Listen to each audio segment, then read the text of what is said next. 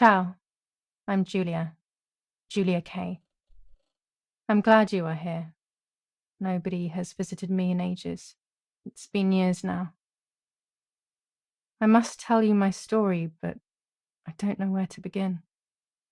There is so much that I should start from my childhood, but my memories of these times are vague. I only remember the summer of 1929, when they sent me off to stay with my nanny.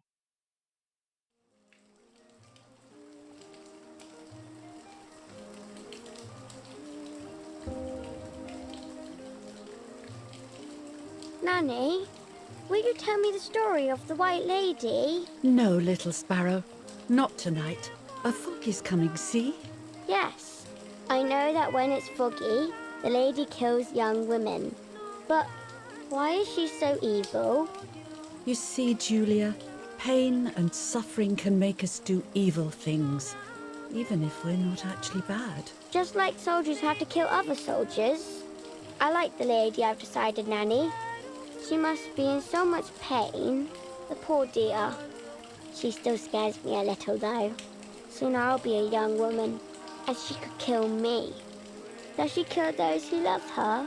Of course not. That makes me feel better because I love her. But what about Martha? Would she be in danger? Your sister is with your mother, so do not worry. Do you miss them? No. I mean, yes, I miss Martha a little, but I love spending time with you. Now, go to sleep, little sparrow. It's getting late. Okay, Nanny.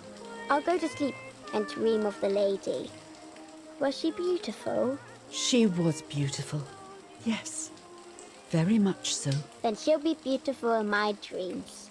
And will I be beautiful just like her? You'll be even more beautiful. Listen, Nanny. Since the lady won't harm me because I love her, and since you're not a young woman, could you tell me her story, even if it's foggy outside? Please. Oh, please, then I'll sleep. I promise. Oh, all right. You always get your own way.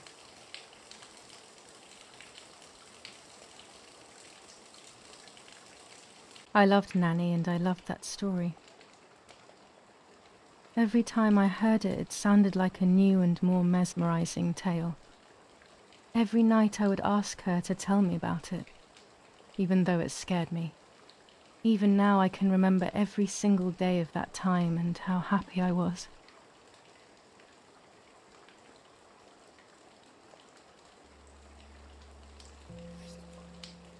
According to an ancient legend, the lakes of the area are haunted by the spirit of a young woman who was killed by the man she loved.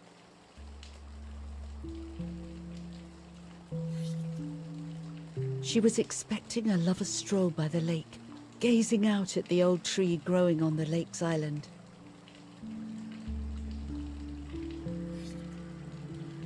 So much hope and desire, but death, not love, was awaiting her. Oh, the poor dear. That's not fair. Life isn't fair, Poppet, but that's the way it is, and we must learn to deal with it. Okay, I'll try, but it makes me so mad. Keep on reading, Nanny.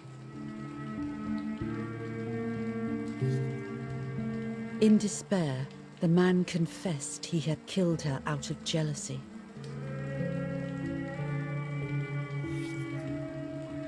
So he was hanged on the small island, in the middle of the very same lake where he had killed the girl.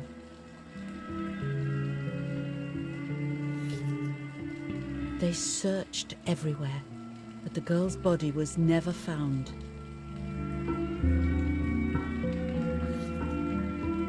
Since then, her spirit, known as the White Lady, has been imprisoned in the depths of the lake. She grieves eternally for the loss of the man she loved. When fog arises, the White Lady is known to leave the waters of the lake and roam the woods. looking for her long-lost love in vain. Within the fog of dawn, hunters have claimed to hear the wailing of a woman in the distance. I'm a little scared of this story, even though I like the lady. Should I stop reading, my little sparrow? No, Nanny. Daddy always tells me that fear must be faced. Go ahead. Okay, honey.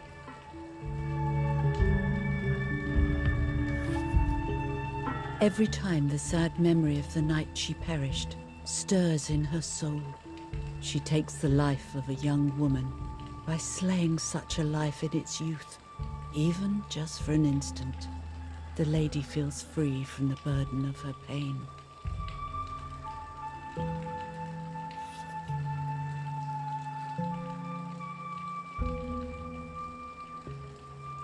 Good night, Nanny. Good night, my love.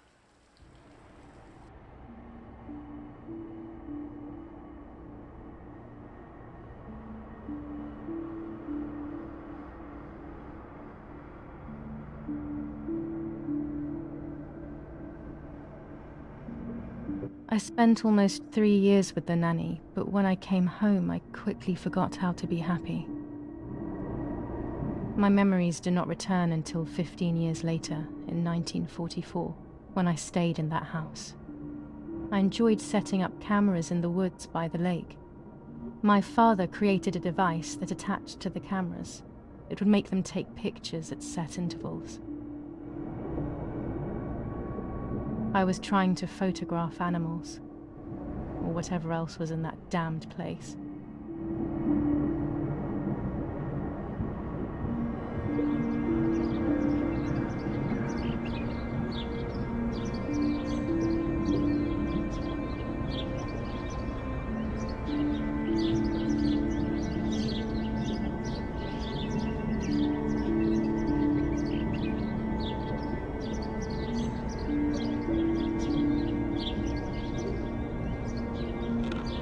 Reel off the film.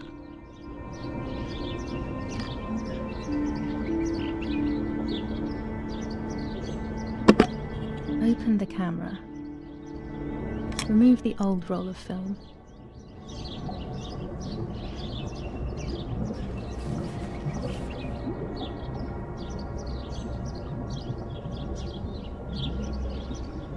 Put the new film in.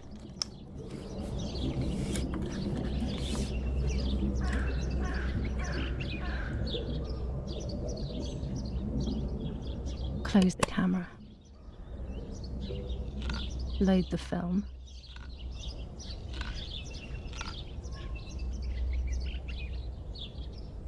Activate the timer.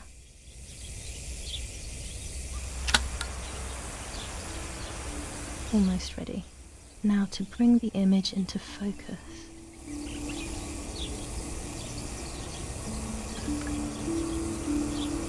There's something floating on the surface of the water.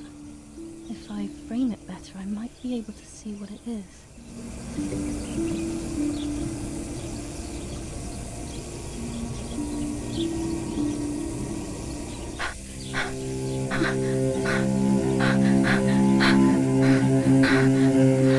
What?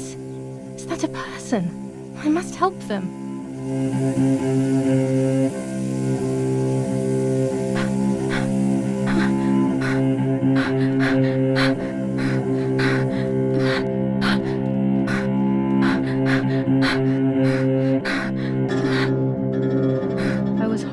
At the idea that someone might have drowned in my lake. The lake was my world, where I would spend entire days daydreaming. I would lose myself in my thoughts, but that was a rude awakening. So terrible.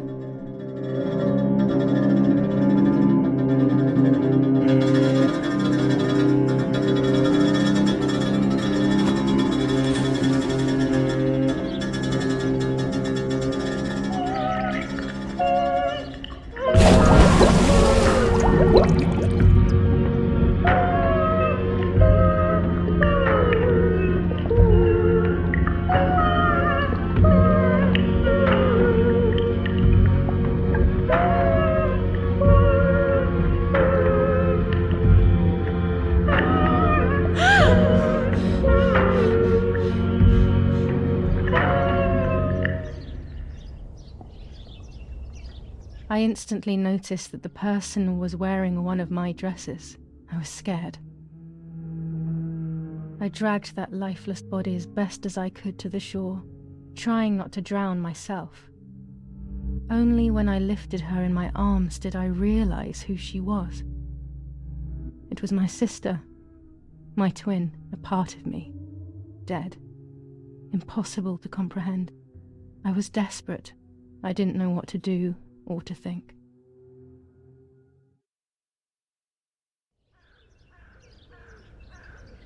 I have to stay calm. Martha is not dead. It's not possible. It's not true. There's no need to worry. Everything is fine. Everything will be fine. I have to stay calm. Martha is not dead. It's not possible. It's not true. There's no need to worry. Everything is fine. Everything will be fine. I have to stay calm. Martha is not dead. It's not possible.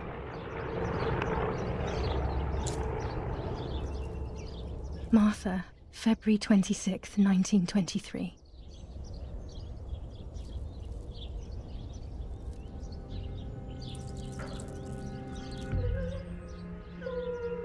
Is everything okay? Are you hurt?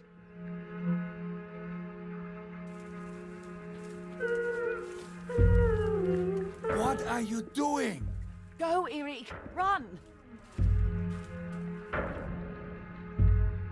My parents ran towards me. My mother hugged me. She, who detested me, was now cuddling me. Her warmth filled me with life, and the pain became bearable. I felt protected. Martha, are you okay? She asked me, speaking slowly in order to let me read her lips. She thought I was deaf. She thought I was Martha. I didn't want the moment to fade, so I meekly nodded my head. I didn't realize I had done something that couldn't be undone. I would have to pretend to be Martha forever.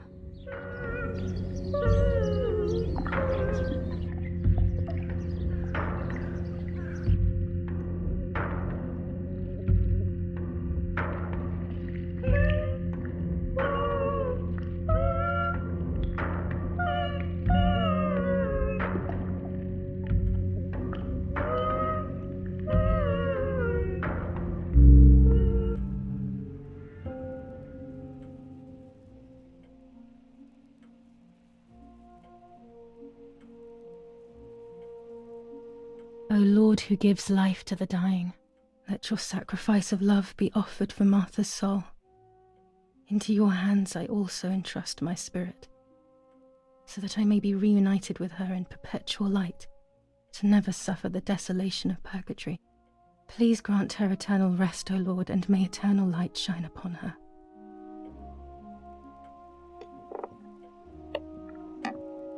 Eric, did you remember to light the candles in the hall? People will be here soon.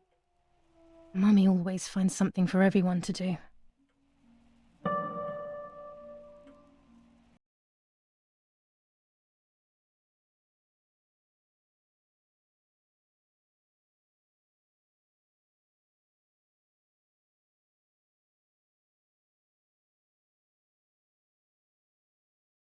Off. We have to listen to the radio all of the time. Any news and announcements can be vital.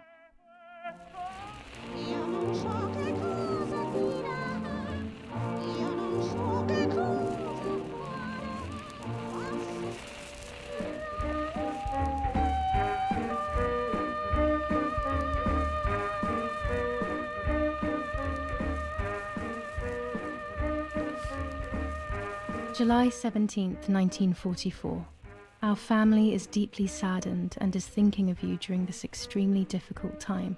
Ernesto E. and family. July 17th, 1944. Our hearts are with you and we share your grief in the wake of the tragic loss of your dearest Julia. Monsignor Attilio D.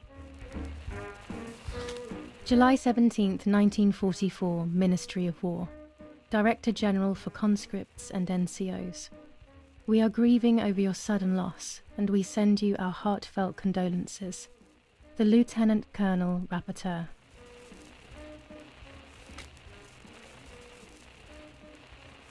There's no reason to use the phone right now. An old painting. I find it so sad. It communicates a sense of deep solitude to me.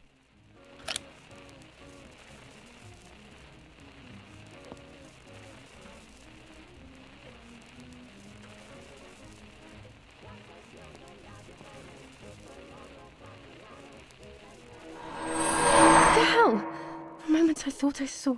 Oh no, that's not possible. It must be this whole situation making me see things that don't exist.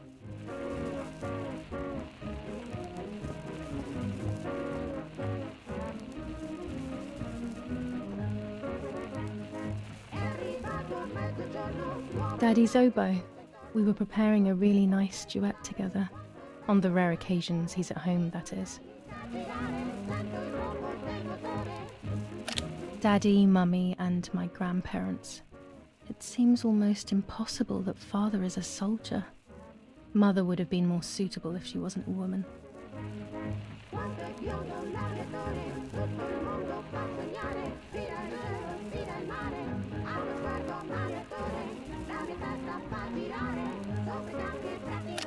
These hunting rifles are not Daddy's. He never went hunting. Nanny must have left them here. This painter was a friend of Grandpa's. I always loved his paintings. As a child, I used to look at them for hours.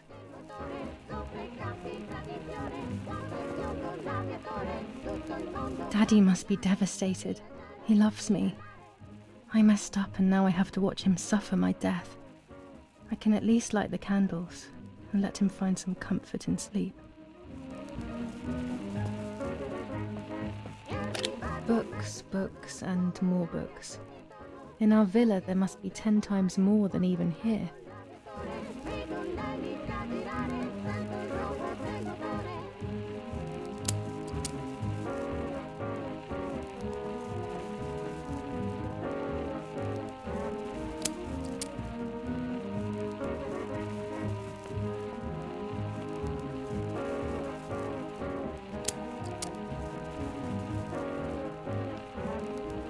When you're done, can you come and get the flowers, please? Or send Martha if you like. Never a moment's peace. Even at a time like this. She can't sit still for a second.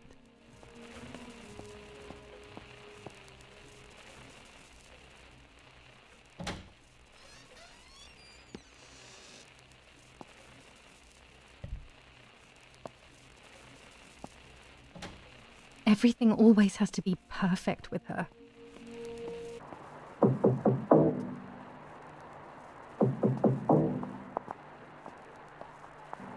Parla Londra.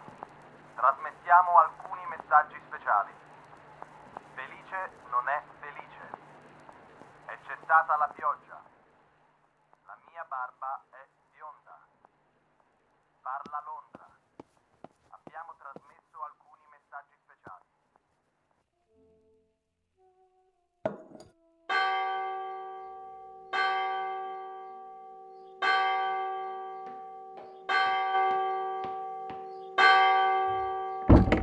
What's happening?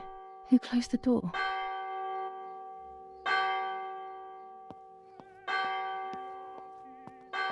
Erich, wake up. Do you think it's appropriate to sleep here? Of all places? What? Yes. I must have fallen asleep. What are they talking about? You can't stay here forever. Why don't you go to bed? No. I want to stay with my daughter. Your daughter? Your daughter? You have another daughter, you know. The one who's still alive. Remember? What are you talking about, Irene? Julia is dead. What kind of comment is that? How can you? You should be thinking about Martha. Julia harmed Martha. You know that, right? And as if that were not enough, she has now also abandoned her. It's the same old story. Everything is always Julia's fault, isn't it? Her fault for Martha being deaf and for you being infertile. Do you think it's the right time for this? Julia is dead, Irene. Dead. Someone killed her. Do you realize that? Of course I realize. I get it. Do you think I'm stupid? No one understands it better than me. She always brought problems. Only problems. It would have been better if she hadn't been born at all. You're crazy. I'm the crazy one? Me?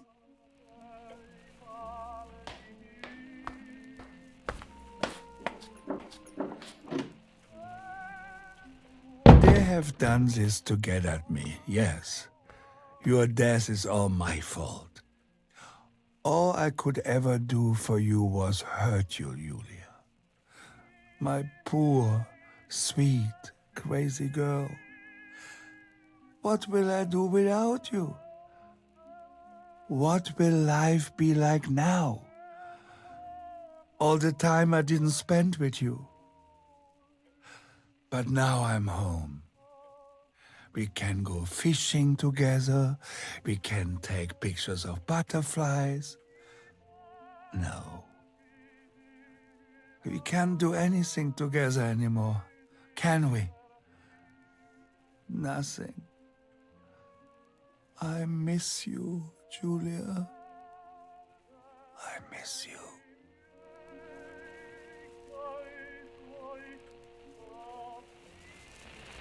While American bombings continue to devastate the peaceful towns within the Elsa Valley, we have heard some tragic news from the area of La Ramola. The young daughter of German Army General Erich K. was murdered near her home. What possible reason could there have been behind such a cowardly act? This is what the Carabinieri, who immediately intervened, hope to find out.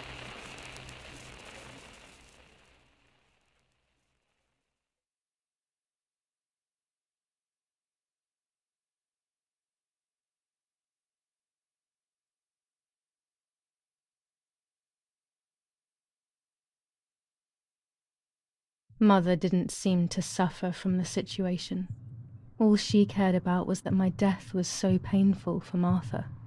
But not having me around anymore must have been a great relief to her. At the end of the day, it was better for everyone that it was me who died, and it was better for me too that people thought that. But the guilt began to consume me. That's when I started having horrible nightmares.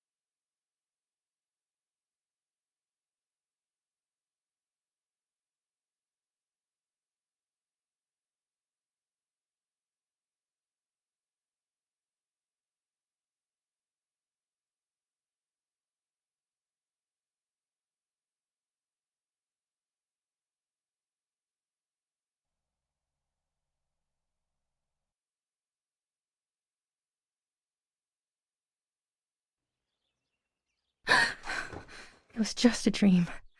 A horrible dream. That horrendous woman and the face of my sister. I wish all of this was a dream and my sister is just sleeping in her bed. Instead, her bed is empty and this is reality.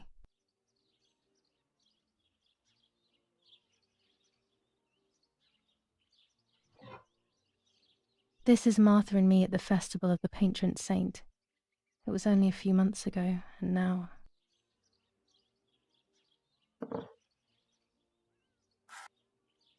Martha had asked for a picture of me to put in this frame. She wanted me to do one of those expressions of mine that made her laugh. Expressions that she couldn't quite imitate. She used to say that those were the signs of my soul.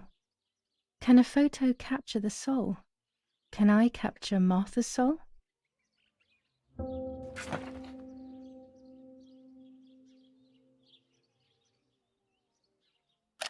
Scary fairy tales. Everything seems to be scary lately. Yet everything here is so beautiful and bright.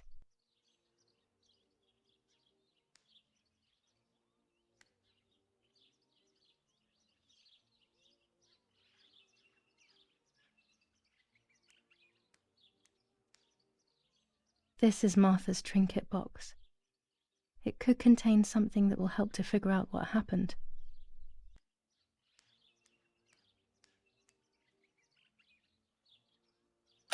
Even more scary fairy tales.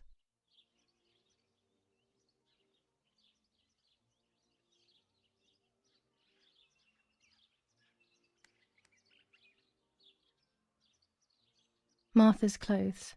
To me, wearing them will be like having her with me. Mummy will also be happy to see them. Or I could wear my clothes in the other wardrobe.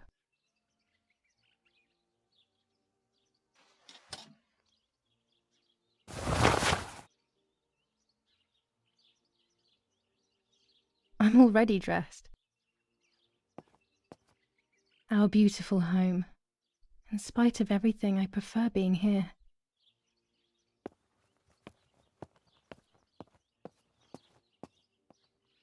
It's July 18th.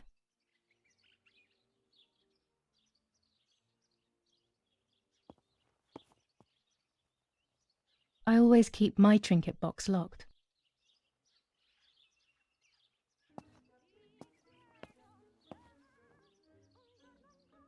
Oh gosh, if Mummy sees this picture, she'll throw it away for sure. It's me and Lapo.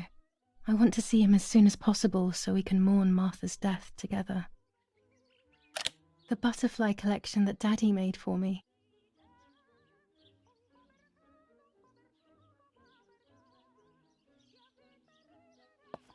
Nanny will be visiting me soon.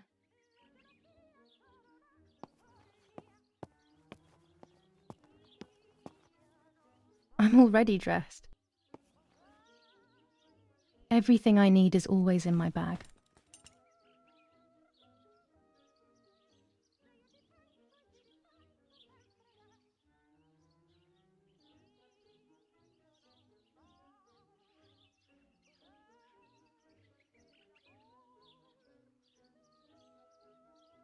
The key to my trinket box.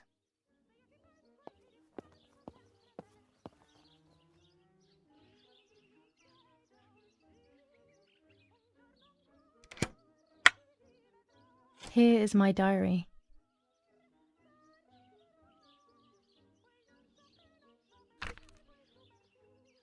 July 12th, 1944. This is a new diary. We moved here today and I forgot my old one back at home. But that's okay. A new chapter in my life, a new diary. They say they brought us here for our own safety. Daddy, the war, and everything else. Nanny gave us her house and she went to look after the mansion. It's weird being back here after so many years.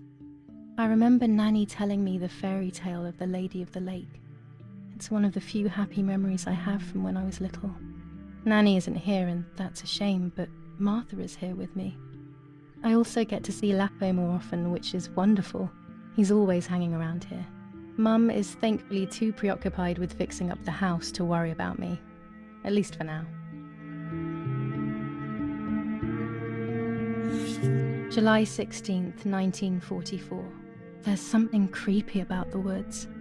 Every time I'm at the lake, I get a strange feeling. Maybe it's the legend of the white lady playing tricks on me. I get weird ideas. I think that there is this presence. Then I think I'm just being crazy. Anyway, crazy or not, I want to take some pictures. I'm not scared. In fact, I'd say I'm excited. I've made arrangements with Martha. She's coming to the lake with me tomorrow to set up 2 new cameras with timers, and we'll see what we can photograph. Not before a good swim, of course. To be honest, Martha doesn't like photography all that much, and recently she's gone off swimming too. But she does like spending time with me by teasing me. Then, when she gets bored, she disappears into her books, and I do my own thing. We feel right when we're together.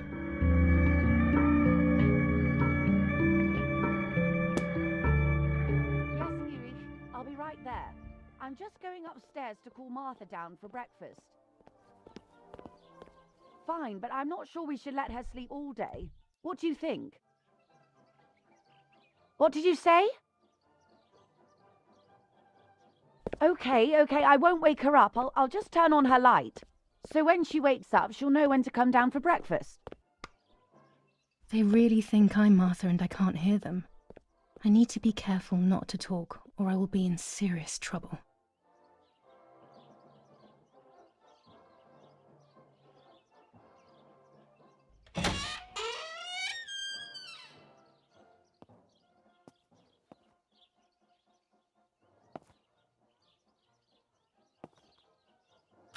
How wonderful the snow is. Unfortunately, it doesn't snow often around here.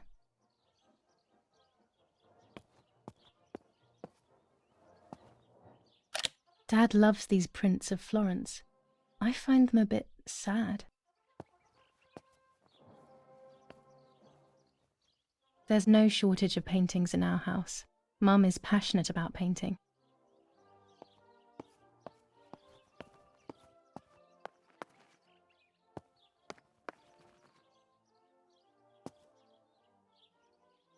It's locked.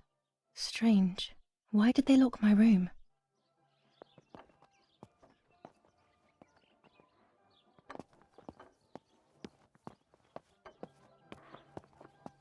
Martha's breakfast is ready.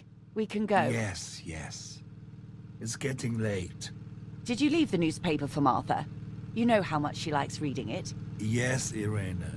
It's on the table, can't you see? And that camera, are you leaving it there? Yes, Irena. Can't you leave it there for a few more days? Do you mind? It was for Julia. I will take it away soon. I promise. The thought makes me so sad. Seeing it there is as if... I don't know how to explain it. All right, but let's go now. We have too much to do. We can't stay here all day talking. Mummy is right though. Martha always read everything. It's me who will now read the newspaper instead. They'll be out all day. The funeral preparations will take them a long time. Everything is more complex with the war. Over the next few days, I will see little to nothing of them.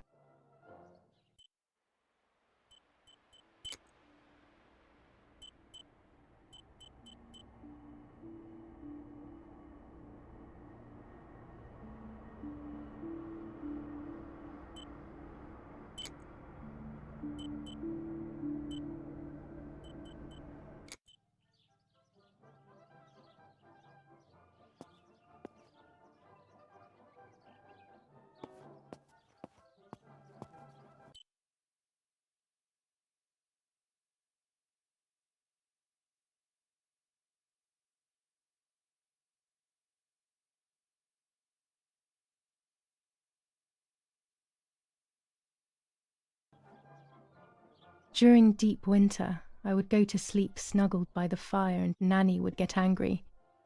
Do you want to turn into a piece of charcoal, Julia?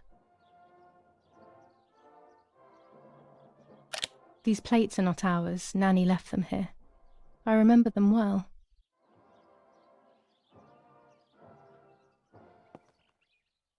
Daddy says that our wine, which is produced here, is extraordinary.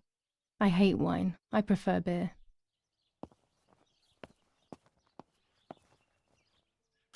Mummy's family coat of arms.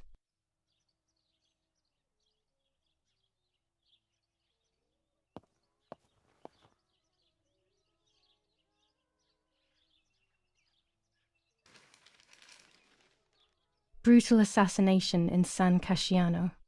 Julia Kay, a young woman from a respectable family, brutally murdered near her home. Carabinieri investigates. A possible political motive emerges. Martha was not killed by politics or war. She was killed by something much closer and much less clear. I will find out the truth.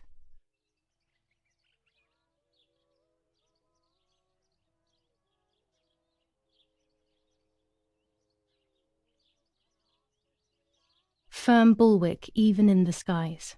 159 aircraft of the Germanic defense shot down in 24 hours. Major Russian operation northwest of Jassy. Enemy convoy lost in the Mediterranean. 2 destroyers and 6 merchant vessels sunk. Julia Kay. Distressed but supported by faith. Irenei the mother, Erich the father, and Martha the sister sadly announced Julia's passing. The funeral will take place in La Romola, Thursday, July 20th at 9:30 p.m., departing from the property of the deceased.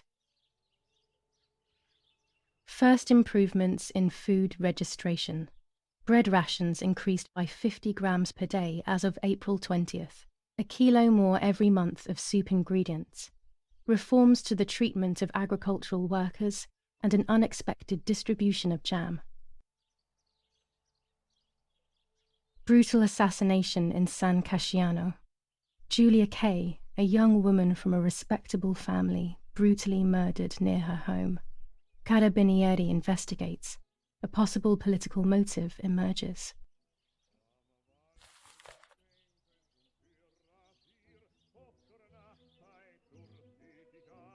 Chocolate, a privilege for few people in these times.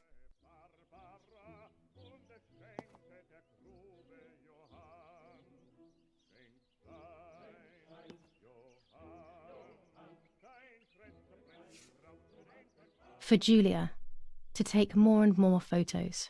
Dad. I can verify that the camera is still working by taking a photo. I could photograph a sparrow. There are so many of them out here.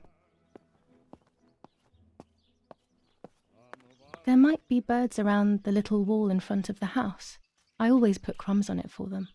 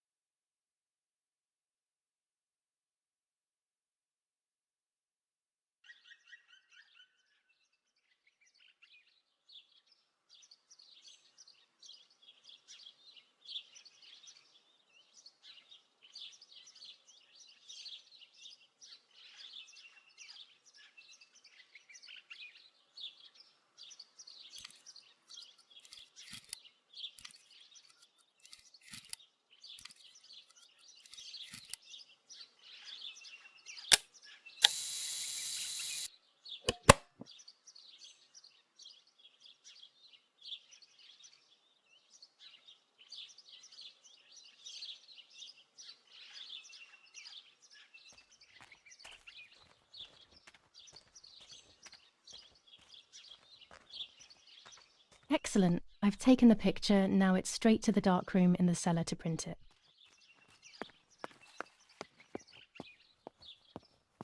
Daddy recently became a general in the German army. He used to take pictures on the front lines, but now he gives me the materials to take photographs instead. Now that Martha is gone, only this camera can fix my ideas and my memories. I can't allow myself to forget.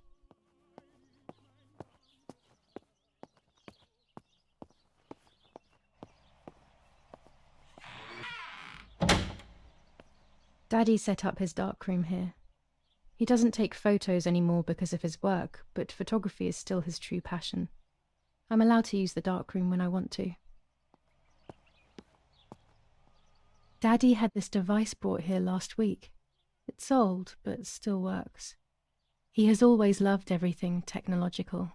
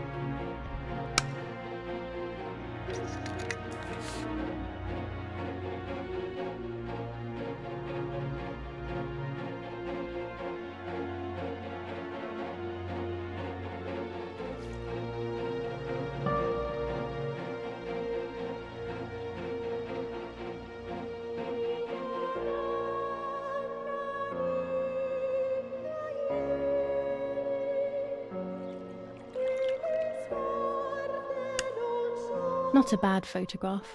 It seems that the camera works perfectly. Now I can take a self-timed photo for Martha's frame.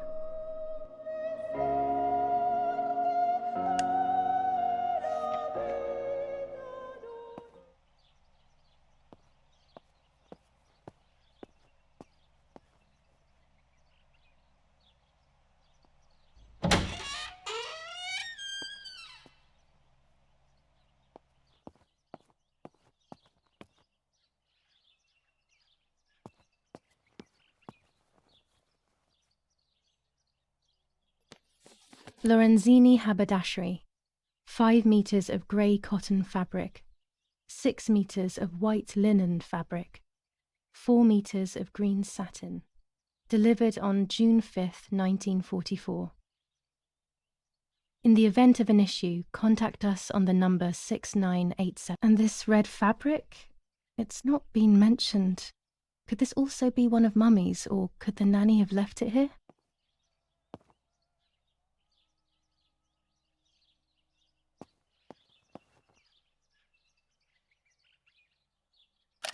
Mummy's sewing machine. She learnt how to sew because nobody else could do it to her liking.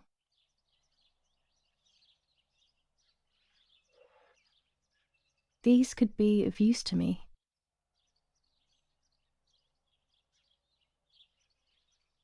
Mummy's medicine. Will they do her any good?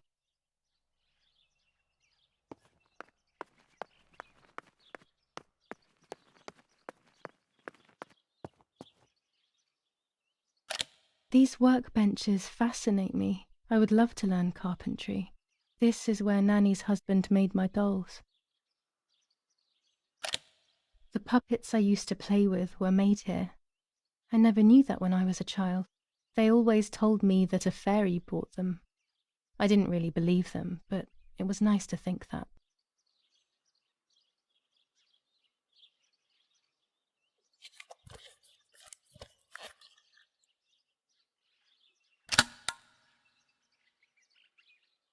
Camera is set up with the self-timer.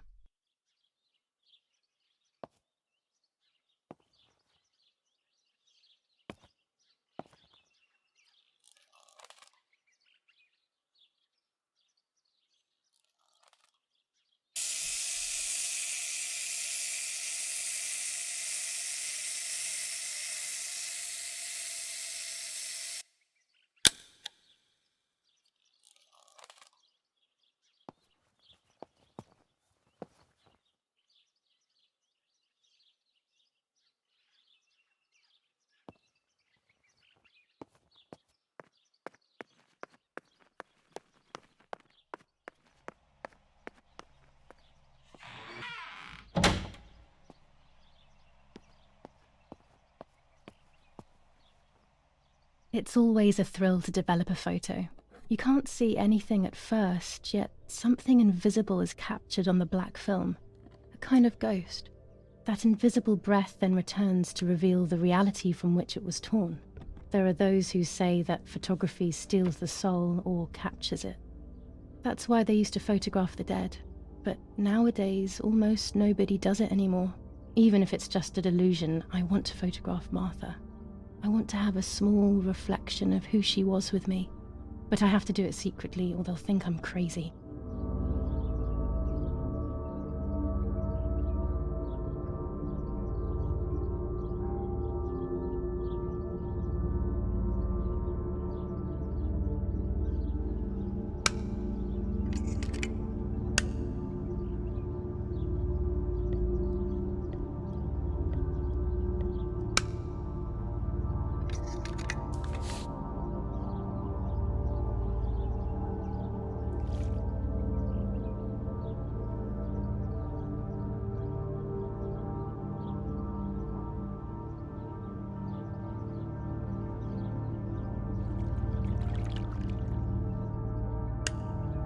Yes, this is me. No one was ever able to tell us apart. But I never had the slightest doubt, and nor did Martha. It's strange how what identifies us most deeply is not visible to anyone.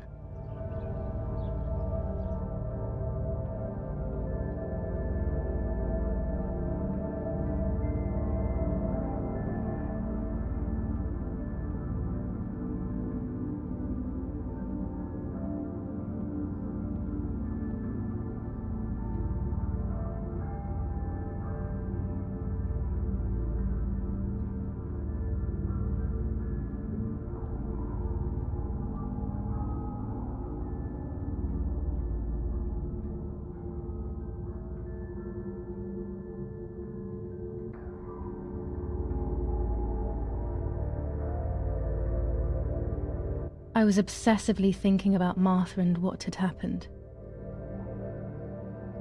But suddenly, a thought took control. The memory of that day at the lake was becoming more and more like a dream when, after awakening, the image becomes more and more faded. Could it be that the memories were a figment of the mind? Had I been the one that hurt my sister? I had always envied her, and now I had taken her identity. I experienced a suffocating pattern of thoughts. I decided to go straight to the lake to retrieve the film rolls. They would tell a different story, I was sure, but deep down, I kept hoping they would confirm my fading memory. Of course the door is locked. The keys aren't hanging on the lock as usual, then they will be in Daddy's study. We live in fear now. My parents are not going to let me go to the lake anymore after Martha's death, so this is the right time. I need to know. The self-doubt I feel is eating me up.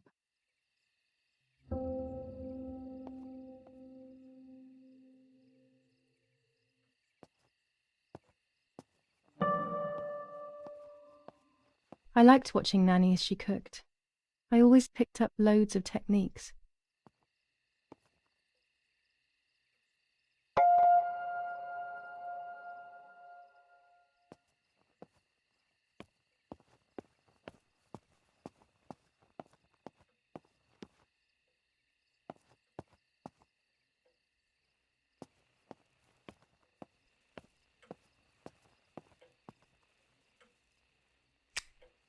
I don't have the courage to use the phone. Not right now.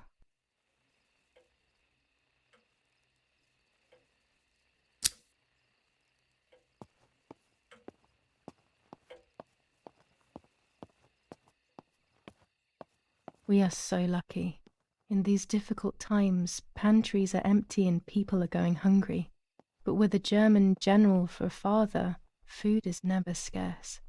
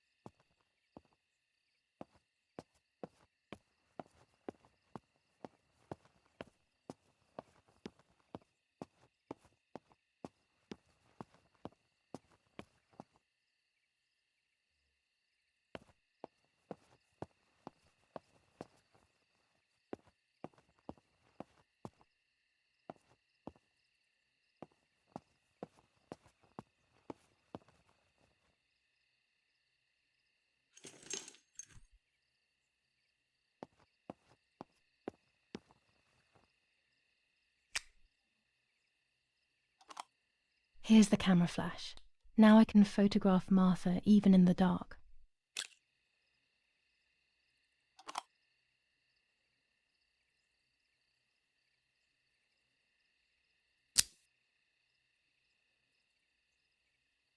Daddy's stuff.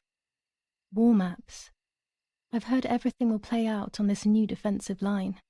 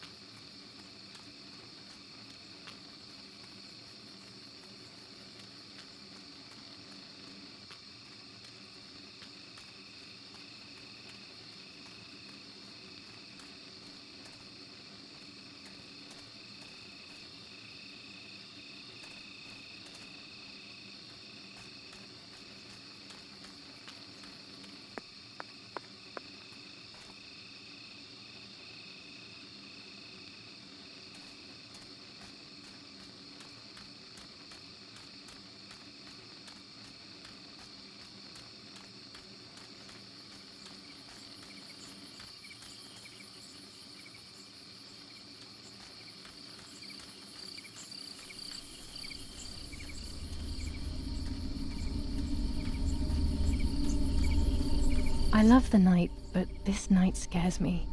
In the dark, I can feel all the harm I've caused. It's getting closer with each step. I feel it brushing up against me like a cold wind. I hurt Martha. The closer I get to the lake, the more certain I am of this. How could it not be? I killed her to steal the love that everyone felt for her but didn't feel for me. How could I have done such a thing?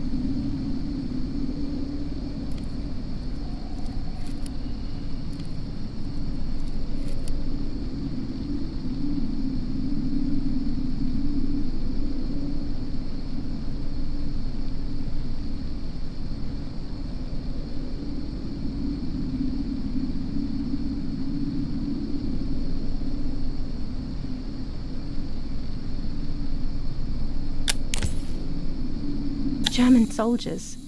Daddy ordered patrols to be carried out near the house, but how could they have lost a helmet? God only knows.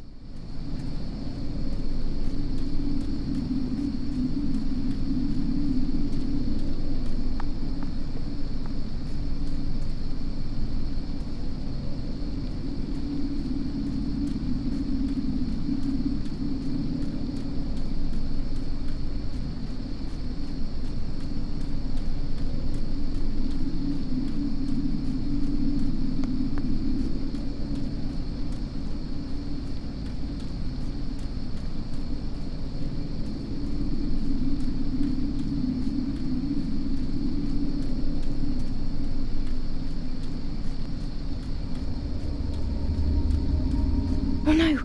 Damn lamp! Luckily I still have my lighter with me.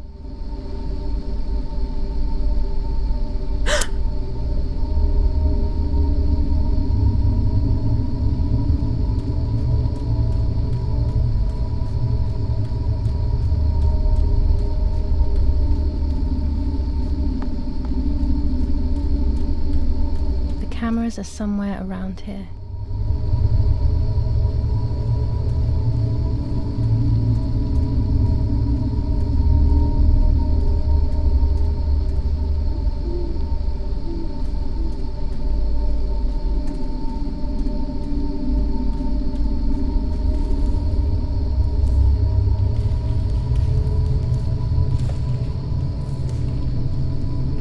shred of fabric here in the woods. How strange. Let's take a photo of 2 cameras left.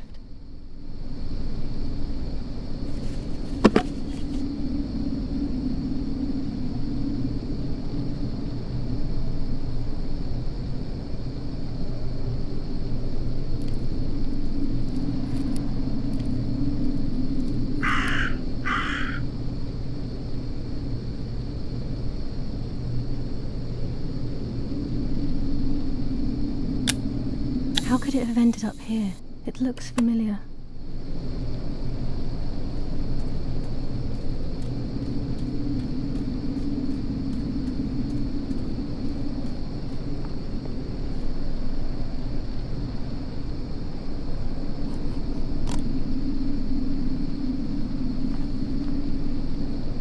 One more camera to collect.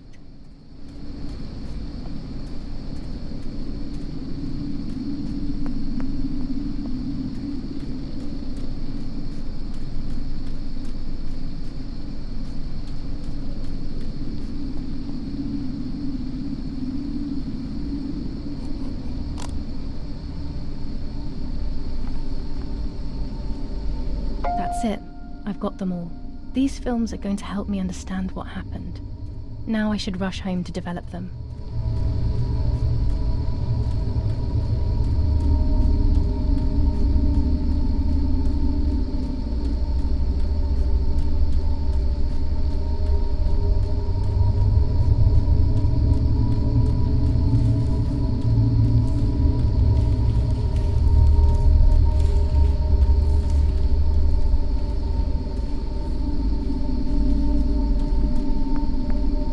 Julia.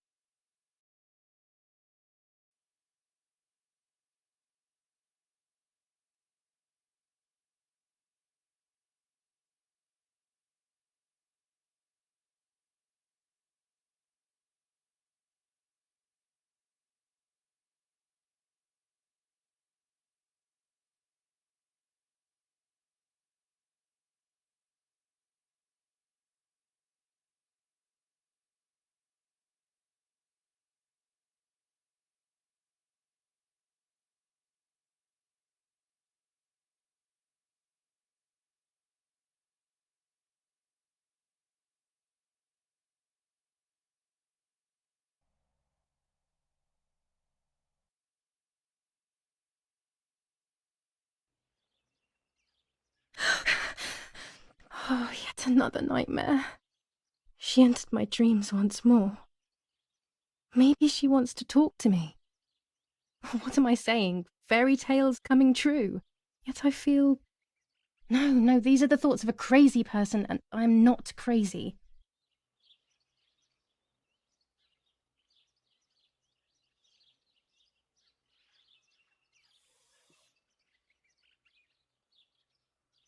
Oh, damn it, what's all this blood? I'm not due yet, and there's a lot more than usual. What's happening to me? Am I going to be joining Martha sooner than I thought? I have to wash up and do what needs to be done. If I'm sick, I have little time. The truth awaits me. It must be hidden within those rolls.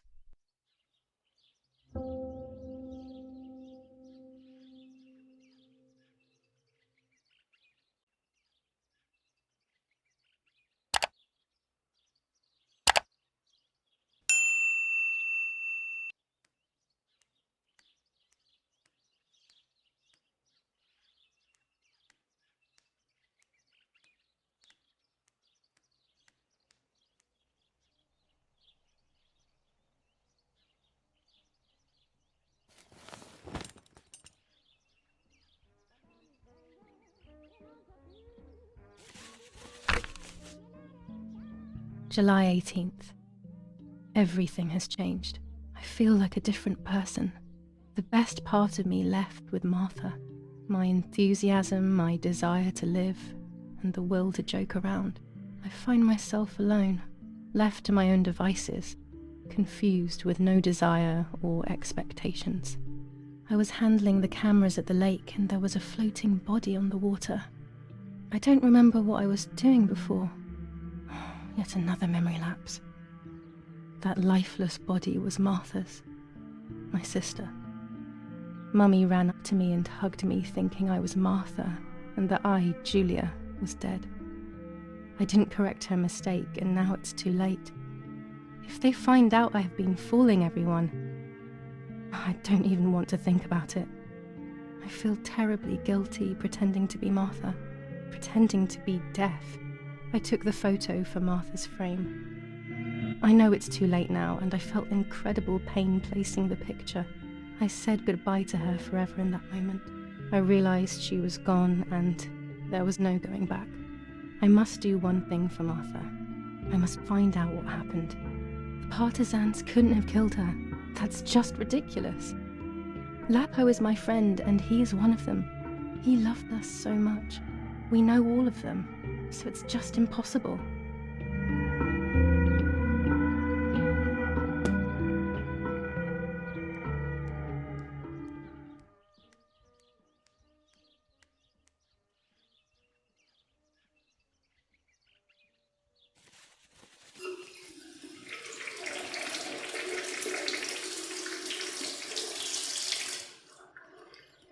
That's better. But I still don't understand all of that blood. That's never happened to me before. But I'm not going to tell my doctor. Otherwise he'll make me stay in bed and rest.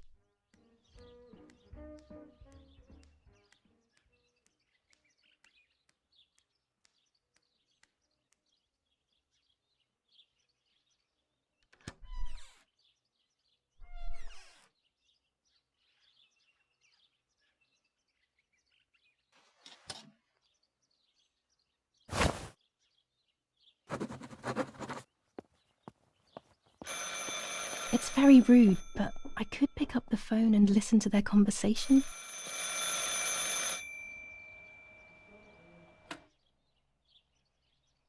How are you doing today, Rennie? I'm worried, Father. Very worried. We found more partisan tracks in the woods, right next to the house. That Lapo, I suspect he may be involved in the death of... No, please don't say that. It's not possible. I know the boy and I don't... Father, anything is possible in these dark times. Anything.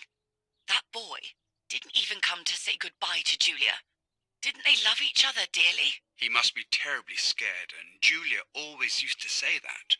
Yeah, sure, she used to say they were just friends, but you know too, right? Friends are not supposed to do such things, Father. Or are they? But anyway, you're defending them both. You, my husband, and even the nanny who, deep down, is a good woman. The nanny. I believe the nanny is the one who hurt Julia. With her evil passion for those cards, they are cursed things. I hope you made them disappear. Of course. I keep them safe in my room. Anyway, you must forgive me, Father. I have to go. They've come to pick me up. Have a good day. You too. Lapo's involved in Martha's death. My mother is losing her mind again. How could anyone even imagine such nonsense? And Don Attilio, he is a great friend, but what a weird view. Those cards are just a game, but most importantly, they're mine. Why on earth did they take them from me?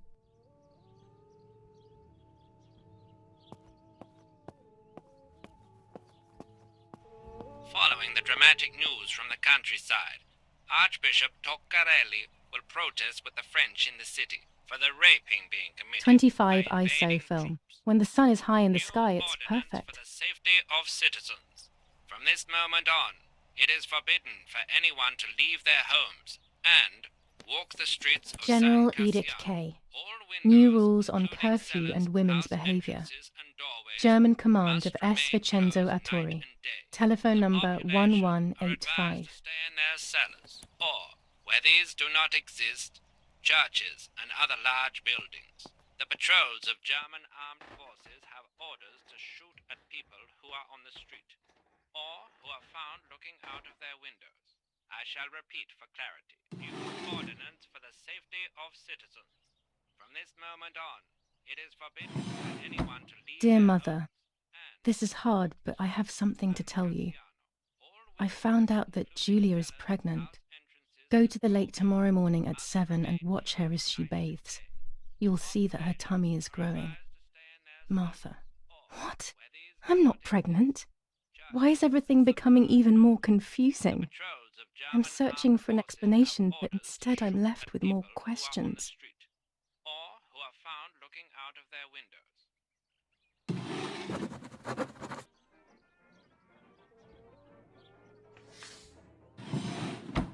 Here are my cards. Nanny and I always used to play with them. She would predict my future and I pretended to predict hers. The future was always good for everyone. Maybe when she read them, she saw my true future, which she hid from me. Or more likely, these cards are actually just a stupid game to reassure and deceive oneself with. But deceiving oneself is sometimes necessary. How can we live happily otherwise?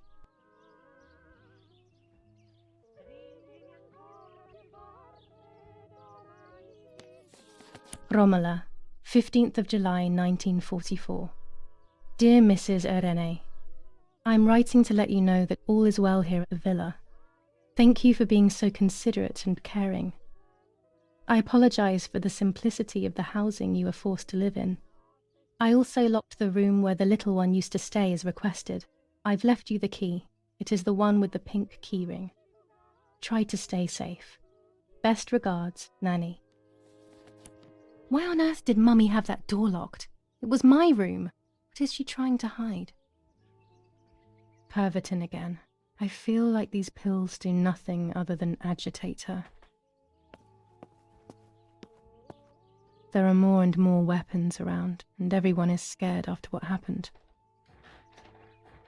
This is Mummy's jewellery. She wears them every day, even though Daddy says it's impractical and dangerous to show signs of wealth these days. As usual, she doesn't want to listen to reason and ends up arguing with Daddy until he goes to play war, as she says.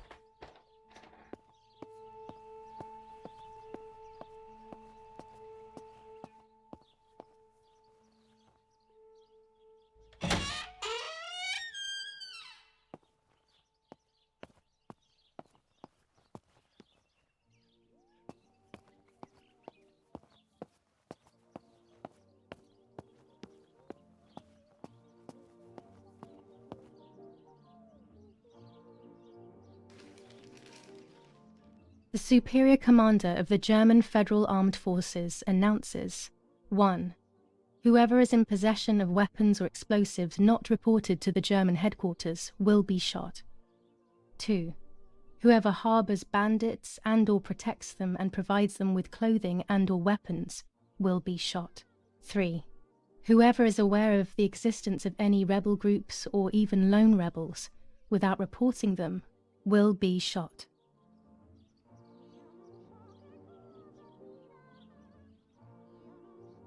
Italian workers in Germany. The following rules are in place for workers who voluntarily work in Germany. A commitment of a maximum period of 1 year before returning to Italy. War rages on the Eastern Front. An attack launched by the Soviets after hours of cannonade. The fight on this front has been going on for a long time. Fighting in Normandy. Victorious Germanic counterattack on the road from Perrières to Carentan. Pont Heber reconquered north of Saint-Lô. Many US losses caused by the flying bomb action.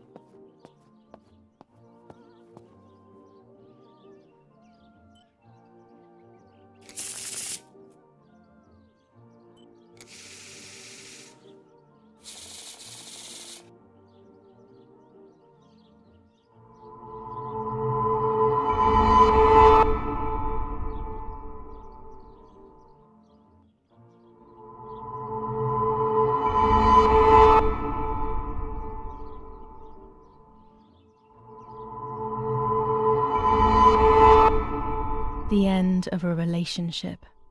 It's very clear, but my plans will be successful. I only need to know what these plans are.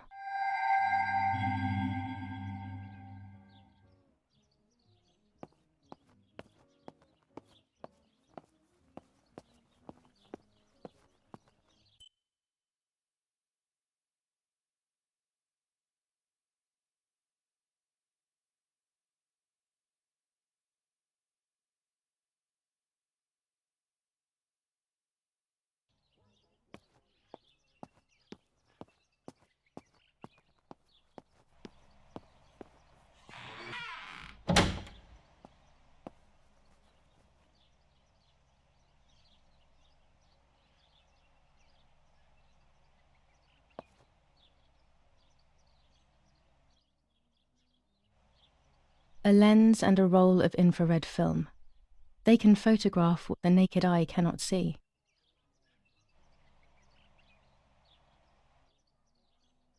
With this lens, everything gets bigger. Blue filter, ideal for indoor photos. Red filter for super high contrast photos. This lens increases the framed area. It allows me to fit more into the image. Orange filter, when there is fog, it improves the image by giving it some contrast. With this lens, I can shoot very close up. I have to be careful and keep the volume down as I listen. I must go unnoticed. I am meant to be deaf after all. Ready? Julia? You ready? Sure, Daddy. I'm good to start. I've already started recording. Oh, no, my voice will sound awful. No way, come on. Didn't you want to study singing anyway? No, I was young and stupid when I said that. Okay. Ready? Go. Oh, how nice. It's the rehearsal for last week's concert. I never heard the recording. But I was right, my voice is awful. Cannot be called singing. Anyway, it's time I develop these film roles. I can't wait any longer. I wish I could just stop time.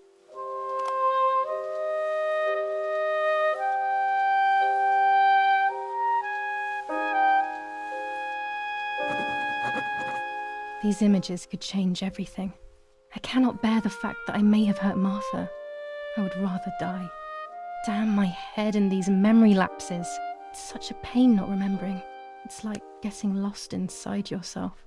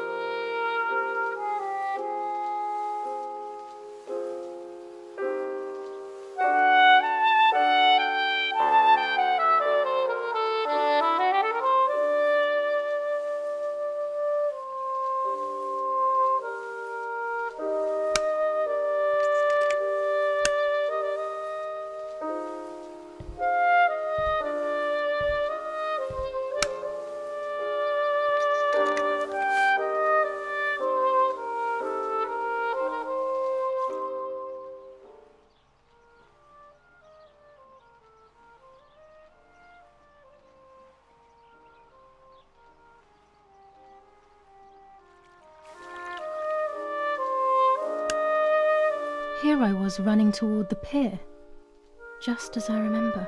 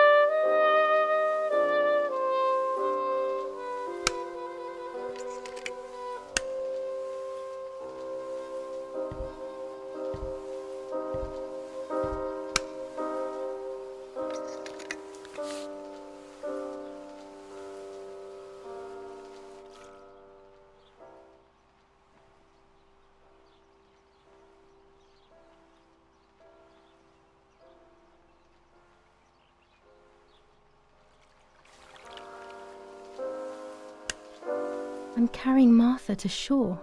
I'm trying to save her. My memories, although fuzzy, do match reality. I feel a little better. Now I can find out who really hurt Martha. Maybe I should meet with the White Lady. She might be able to tell me something. Is this crazy talk? Yes, definitely. But what's normal about any of this? Maybe you have to be a little crazy to get anything done.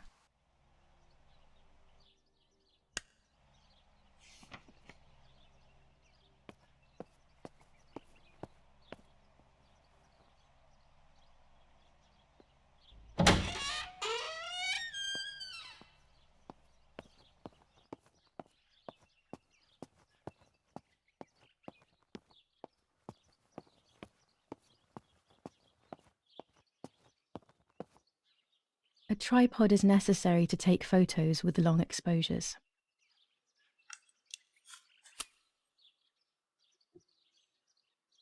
I have found what I need to take infrared photos.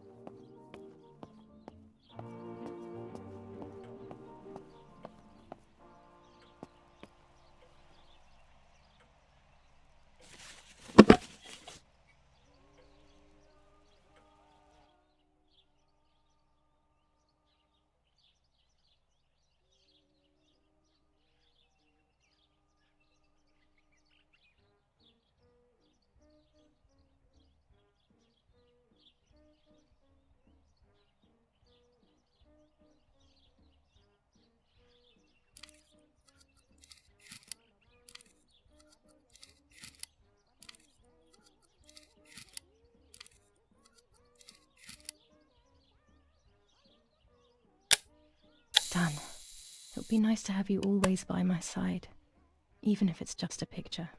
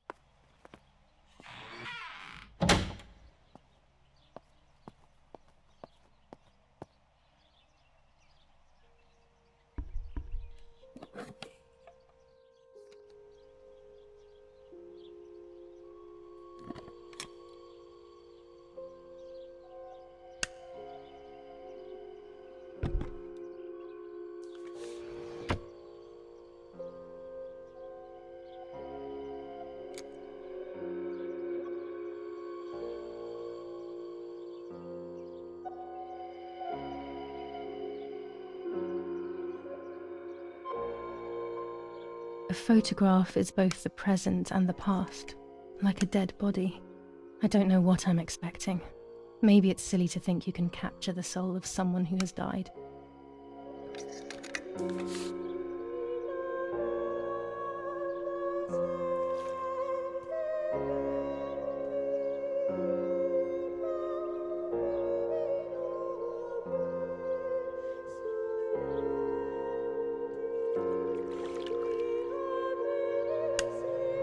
Her face can't tell me anything anymore.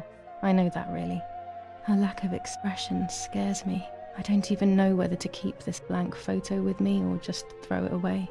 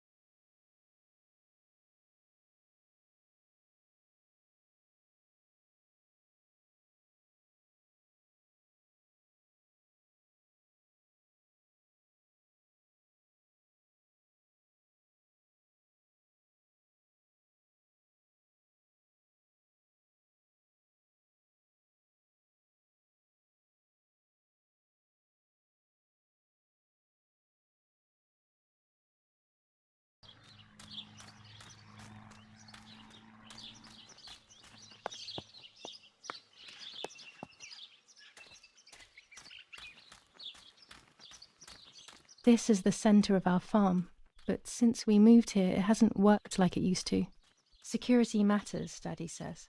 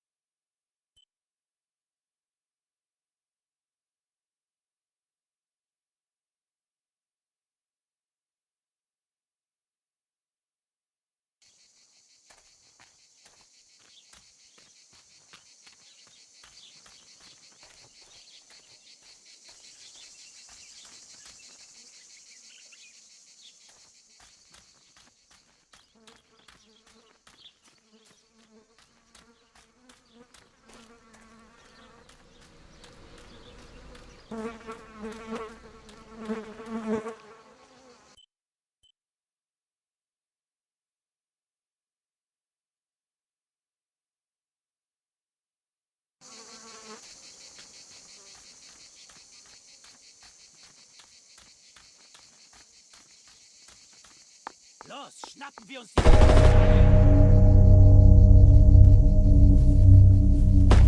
Los! Hey, hey, hey! Los geht's! Hier lang! Hier drüben! Hoch! Hey!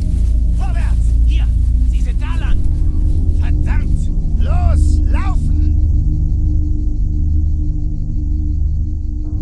What is going on here? What are the soldiers doing? It's dangerous, I know, but I want to follow them and see what's happening. Verdammt!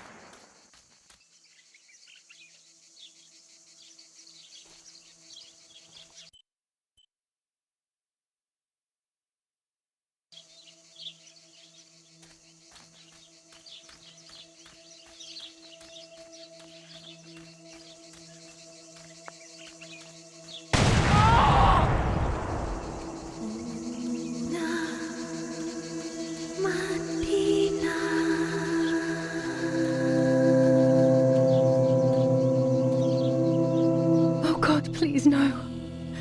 Lapo, my dear friend. What have they done to you?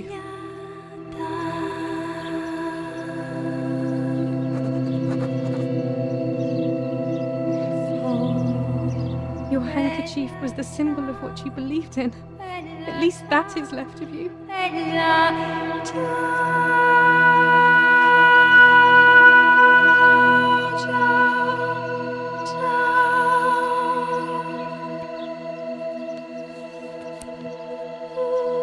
Dear Julia, are you surprised that I've addressed this to you and don't think you're dead?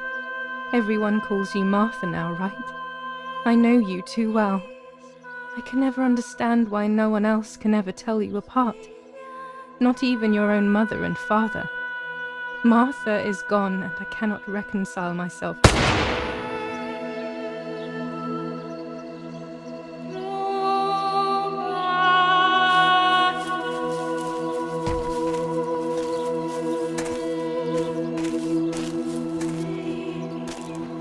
Du hast ein Mädchen erschossen, du Idiot. Scheiße, scheiße, scheiße! Was machen wir jetzt? Sieh mal, was sie um ihren Hals hat. Sie ist eine von ihnen. Es musste getan werden.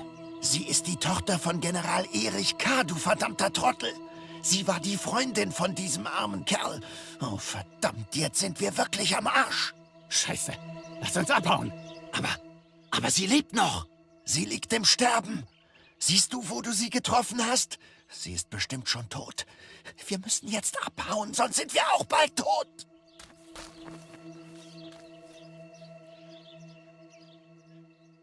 I'm dying, I thought. But strangely enough, I wasn't afraid. In fact, I was almost relieved.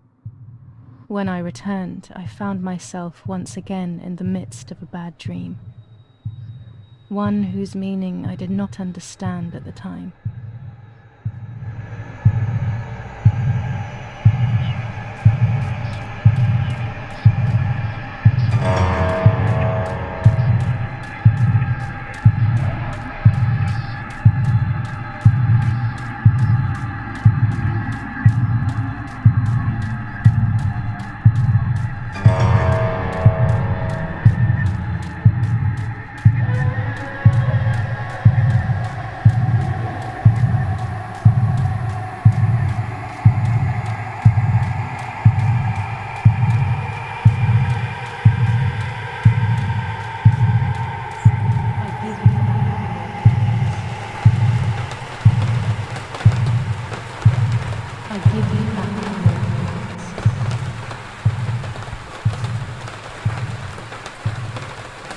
give you back your ignorance. I give you back your ignorance.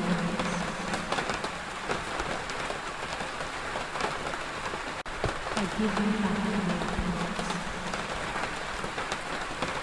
I give you back your ignorance.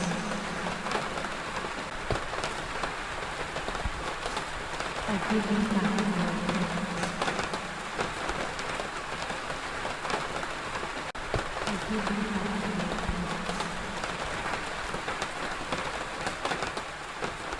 I give you back your ignorance. I give you back your ignorance.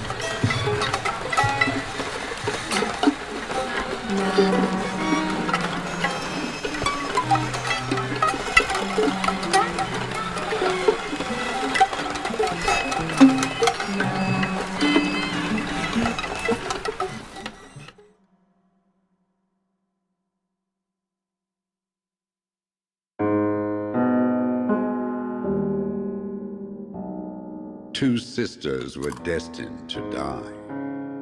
Julia, the first sister, and Martha, the second.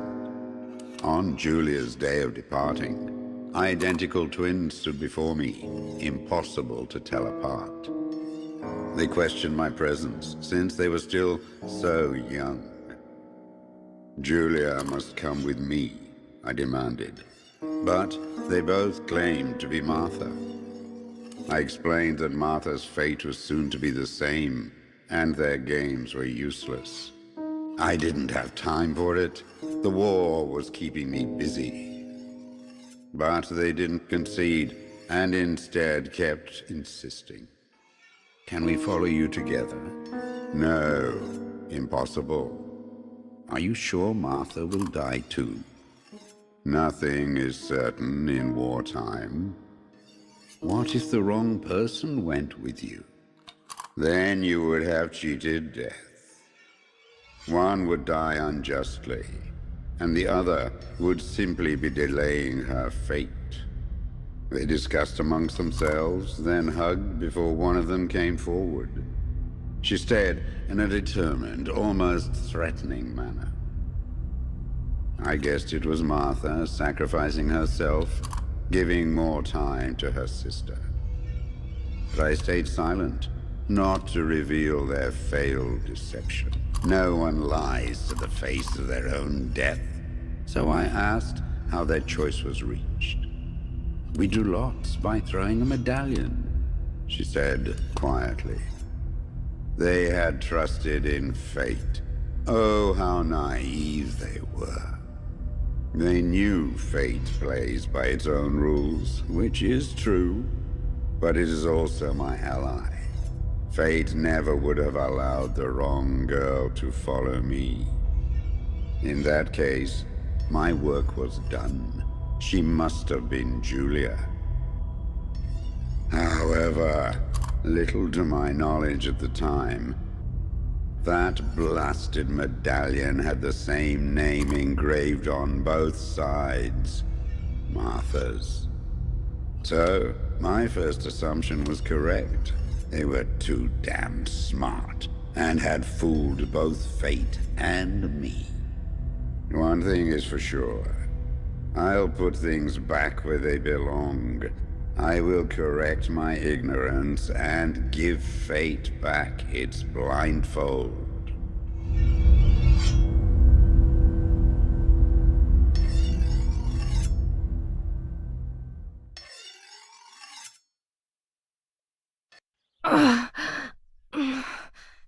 Damn, this hurts so bad. can hardly breathe.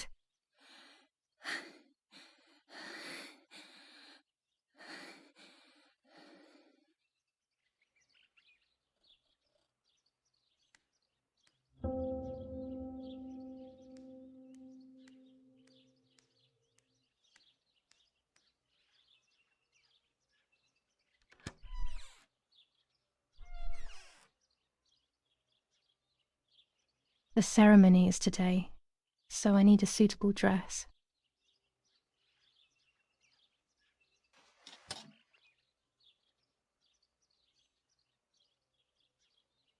I would like to spend a moment with my sister, just me and her alone, before people arrive for the funeral and then take her away. No, my bag is not here. My diary. Lapo's letter. How is she? How is my daughter? Please, doctor. Please give me good news. It's a miracle she's alive, Eric, but she will be all right.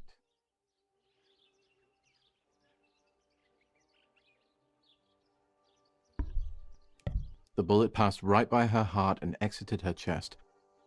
Unbelievably, it missed her lungs, spine, and heart. She could have been paralyzed or died. But thankfully, she's fine. I examined her thoroughly. She didn't even lose that much blood. She was lucky. And you were lucky, so to speak. She was lucky that my wife went for a walk in the woods. Otherwise, she would have bled to death, yes. I don't know what to say. All of this, it's too much. So much death and suffering. Nothing more. Don't worry, Eric. She's young, so she'll recover quickly.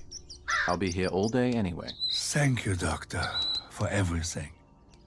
Do you mind coming with me to pick my wife up from the cemetery? The funeral will start soon in the chapel. Of course not. Lead the way. You know, with all of these preparations for the funeral, Irina wants everything to be perfect. It's her way of coping, so she doesn't have to think about everything going on. She is a woman who has suffered so much. Maybe too much.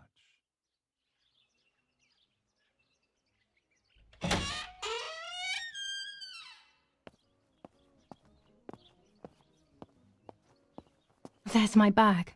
Thank God.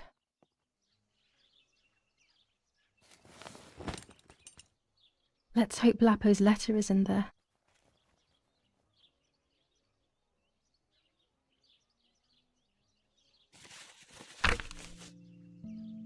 July 19th. I retrieved the cameras at the lake, but I had convinced myself that I was the one who had hurt Martha. So much so that when I had the rolls with me on the way home, I found myself in another horrible dream. I don't even remember going to sleep. As soon as I woke up, I developed the film. The photos confirmed to me that my memory of that night was correct. It was a great relief. I have decided to go back to the lake in an attempt to communicate with the White Lady. I know it's a crazy thought, but I can't get it out of my head. I need to know what happened to Martha, so I must pursue every possible avenue, even the path of insanity.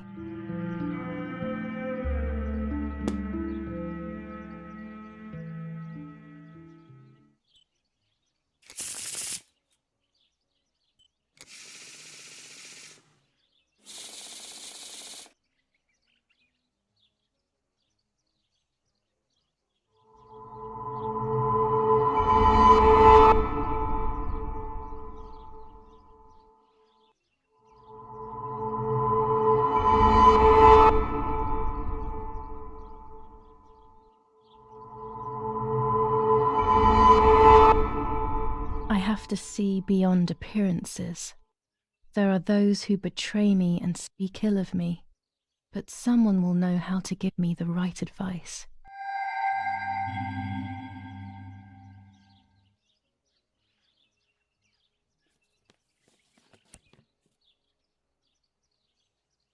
Dear Julia, Are you surprised that I've addressed this to you and don't think you're dead? Everyone calls you Martha now, right? I know you too well. I can never understand why no one else can ever tell you apart. Not even your own mother and father.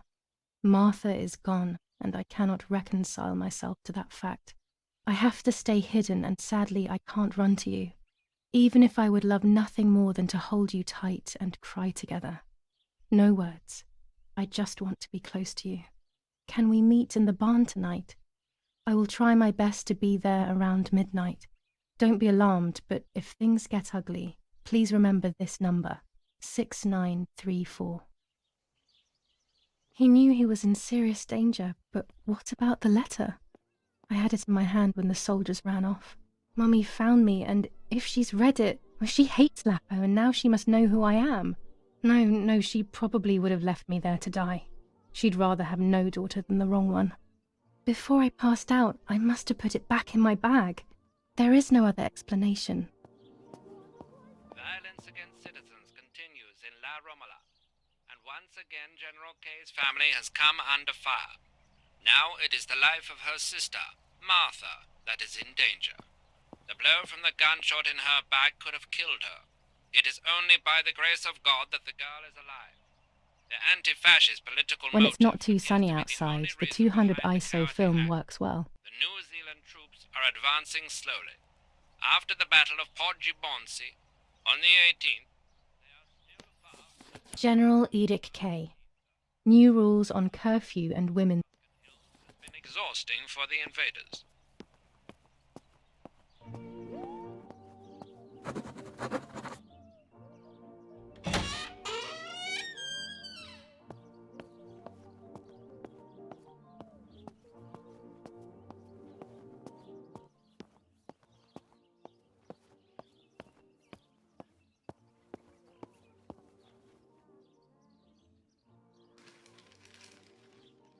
Attempted murder in La Romola. After the murder of Julia K., today her twin sister is the victim of another attempted murder. The condition of the young girl, found by the German troops, is no cause for concern. The political motive behind this is becoming all the more clear. But that's not what happened. It's all wrong. Mummy was the one who found me. The German soldiers shot me. Best to stay quiet. No one ever believes the truth. New ordinance ban on the use of bicycles. Over the last few days, cyclists have once again shot at members of the Italian armed forces and at civilians in the streets. The offenders will be punished in accordance with German martial law. Even in Florence, the war is beginning to be felt. Supplies are starting to run out. Bread may only last a few more days. Prices are rising dramatically. Meat can now be found for 100 to 140 lira per kilo. The gas has been cut and there is no coal. Attempted murder in La Romola. After the murder of Julia K. The Battle of Tuscany. German operations in the Livorno area. Extremely violent fighting in the streets of the city.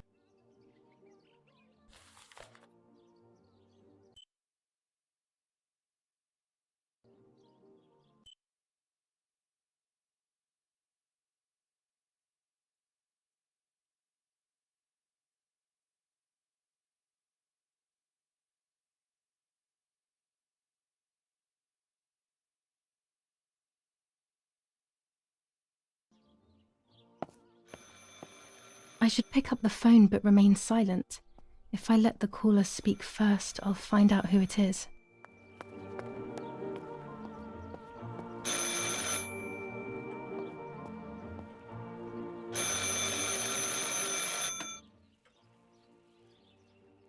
Hello? Ma'am? Can you hear me? Is there somebody there? Mr. Eric? It's the nanny. I can confide in her. Nanny? Hello, it's me. What? Hello? Oh my lord. I must be dreaming or something. No, Nanny, you're not dreaming. It's really me, it's Julia. Oh my God. Julia, my little sparrow. How wonderful. Sorry, but I thought you were dead. I saw you lying there dead. This brings me so much joy that... Actually, you must explain to me, my little sparrow. What is happening? I told Nanny everything that had happened. She was sad for Martha, of course, but very happy at the same time.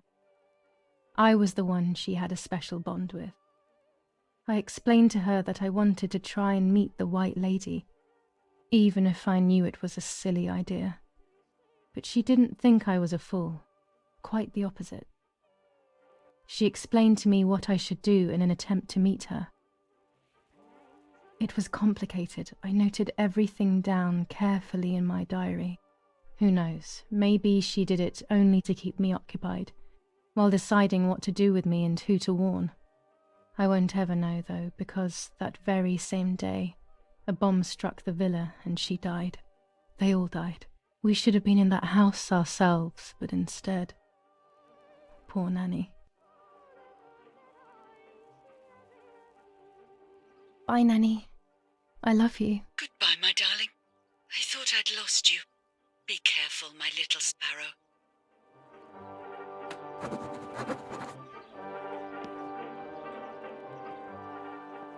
Martha was taken to the chapel for her funeral.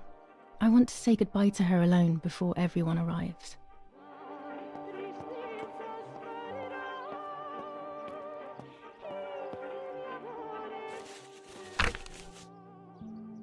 Now I know what must be done to meet the lady. Nanny has explained everything to me. I must try to meet her early in the morning when it is foggy, or all will have been in vain. That's what the legend says. This is what I need to do. 1. I must re-invoke her loss by putting her into contact with her lover. To do this, Nanny said to look for his grave in the woods, but there are so many. Daddy always said that infrared photos can see what the naked eye cannot. Maybe then they also see ghosts.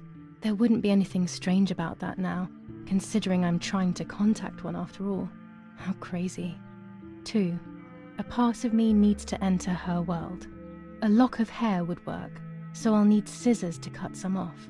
3. I will need an object that connects her world to mine. I don't know what to do for this yet. Hopefully something will come to mind when I least expect it. 4. To communicate with her, I will need to use my tarot cards.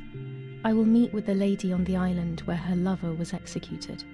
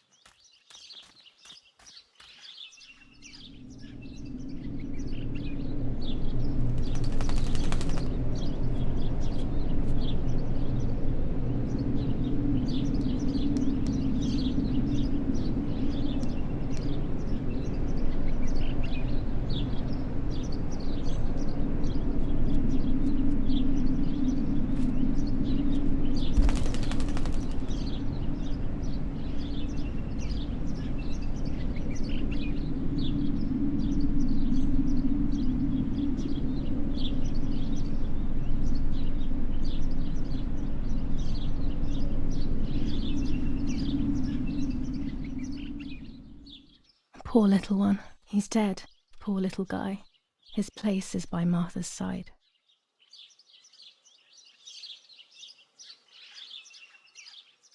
Nanny always calls me Little Sparrow.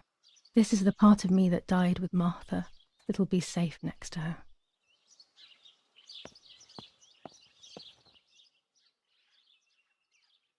Here, Martha. This is my heart. Carry it with you. I'm starting to understand how painful your condition must have been. Not being able to properly communicate with anyone is becoming increasingly difficult. I envied you, but I did not see your suffering. I did not understand your courage. I miss you so much, Martha. I am not worthy to dress in your clothes.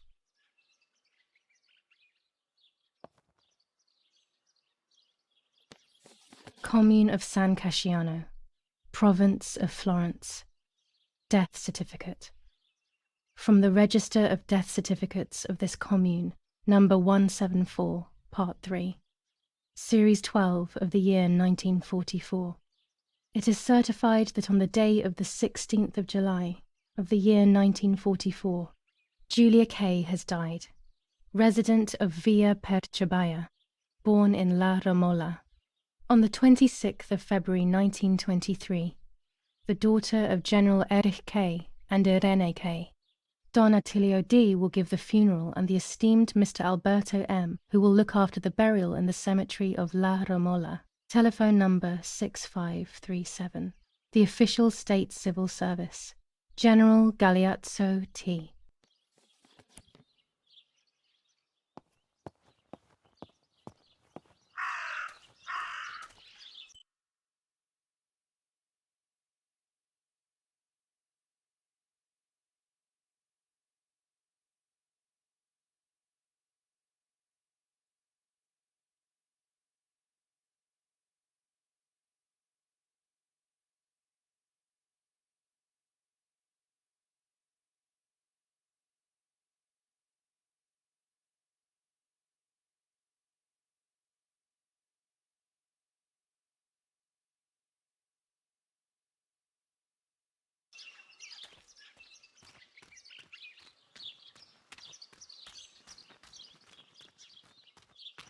That raven is making a big fuss.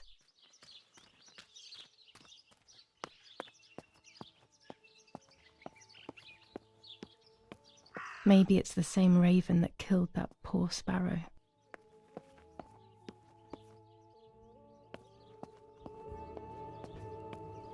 I hate bullying, yet it seemed as if the raven wanted to bring the little bird back to life.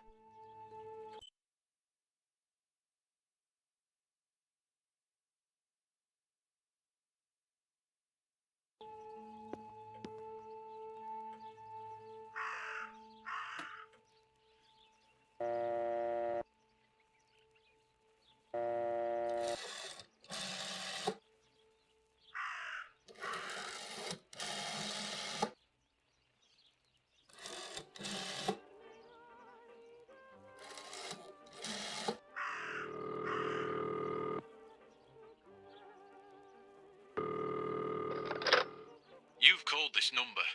Damn, Lapo must be dead then. Rest in peace, fair comrade. Maybe only so it can kill it again. No, don't talk. We don't need to know who you are. By calling this number, it means Lapo wanted you to complete his work. A telephone cable near the house of German General Erich K. has to be cut.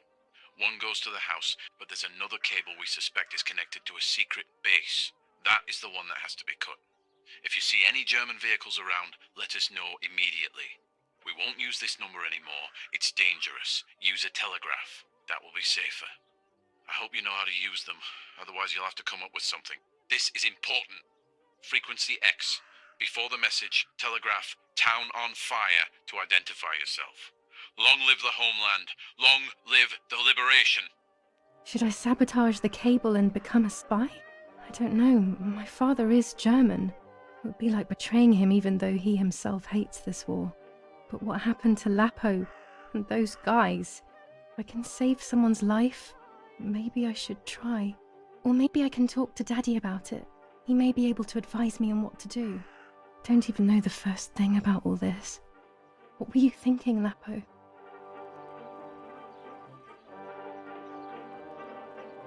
I decided to tell my father everything.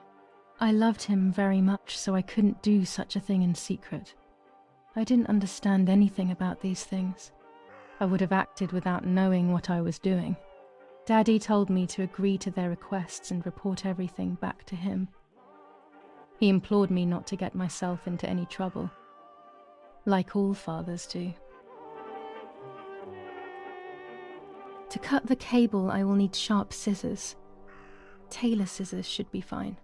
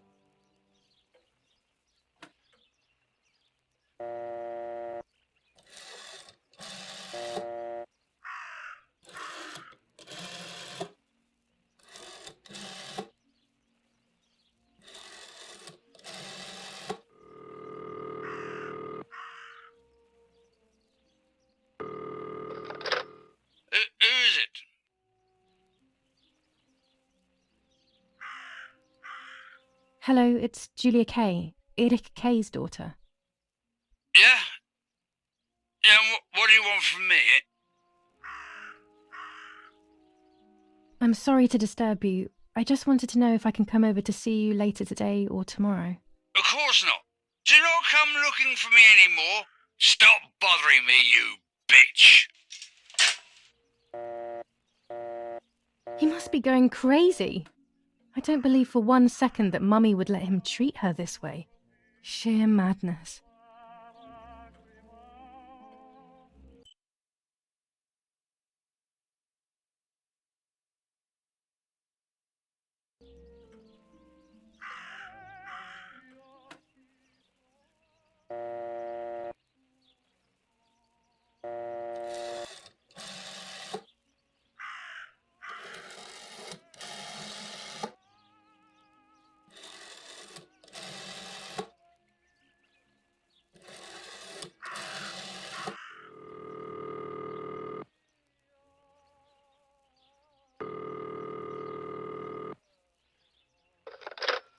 Carabinieri headquarters for the officers of San Casciano. How can I help? Hi, I was hoping to hear whether there has been any development on the investigation into the murder of Julia Kay. Wait a moment, please. Who's calling? I am Julia Kay's sister. Oh, sure. You can speak and I can fly. Do you really think it's appropriate to joke with the Carabinieri?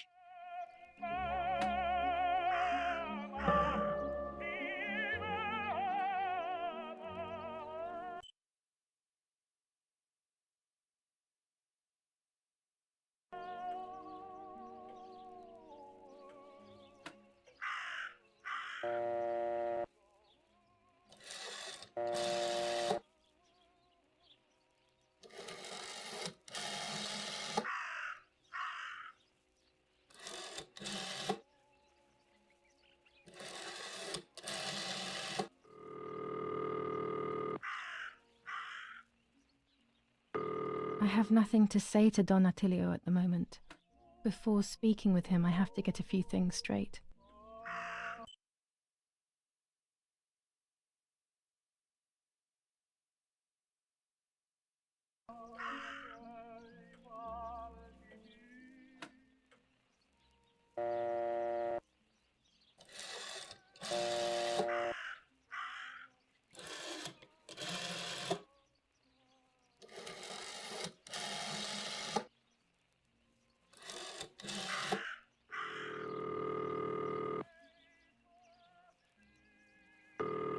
Not now.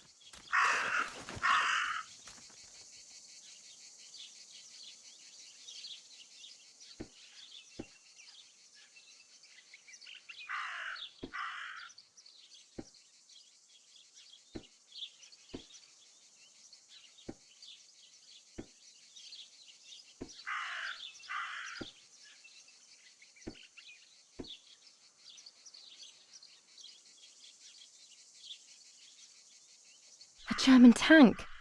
I have to report its location via the telegraph hidden near the cowshed. Daddy probably asked for a garrison after all that has happened. I should report its location via telegraph.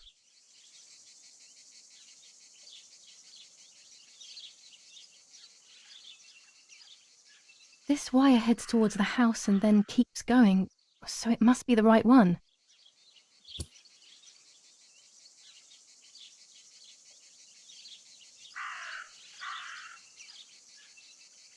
Now all that remains is to go to the telegraph near the barns.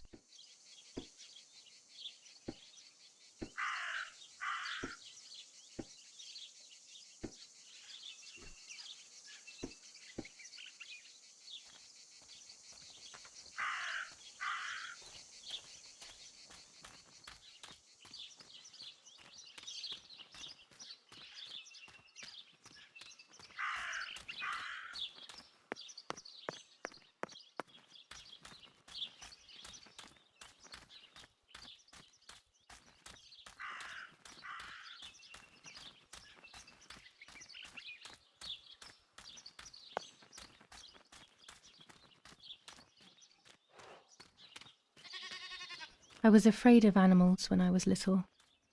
I never approached them alone. The box is empty. The telegraph would have been installed nearby. The telegraph must be hidden in one of these feed bins.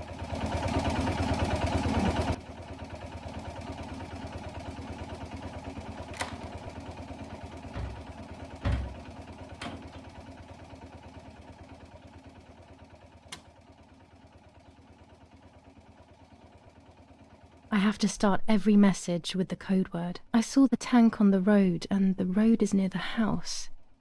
I guess I have to communicate something like that.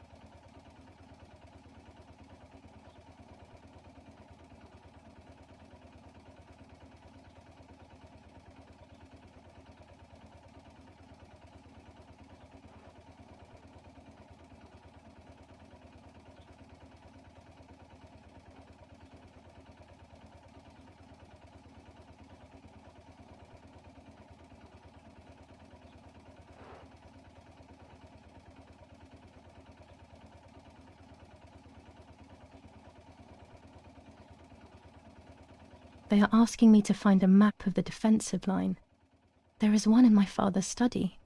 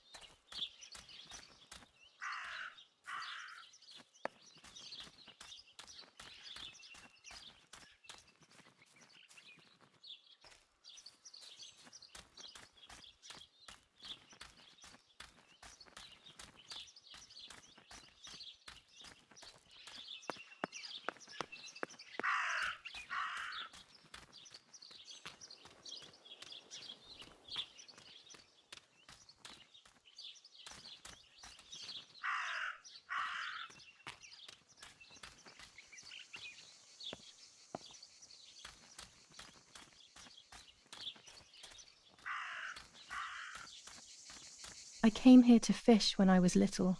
I went with that ever so kind man who worked for my father. Who knows where he is now? Maybe he joined the war too.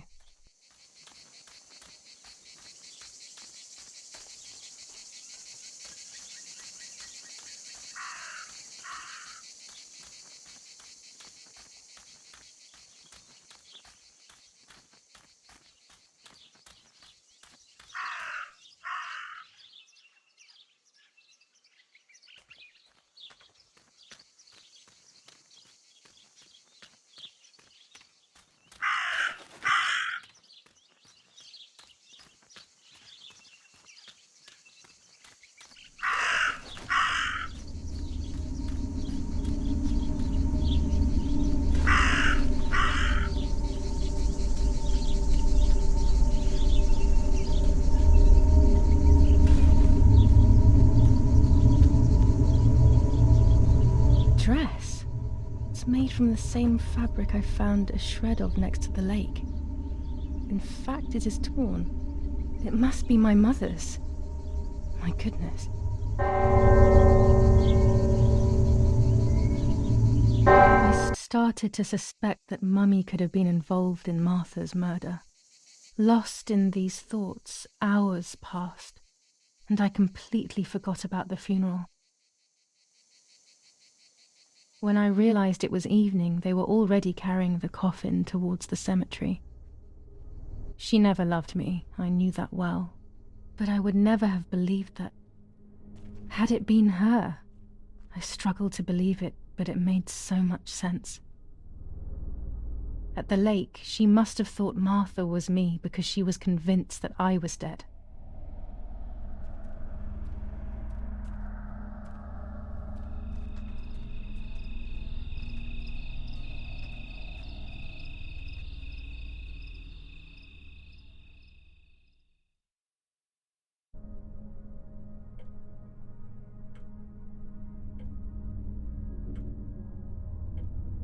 When the funeral ended, I felt an irresistible urge to play.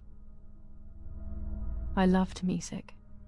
I started playing without thinking about the possible consequences. I didn't care anymore. I needed to feel alive, to exist again.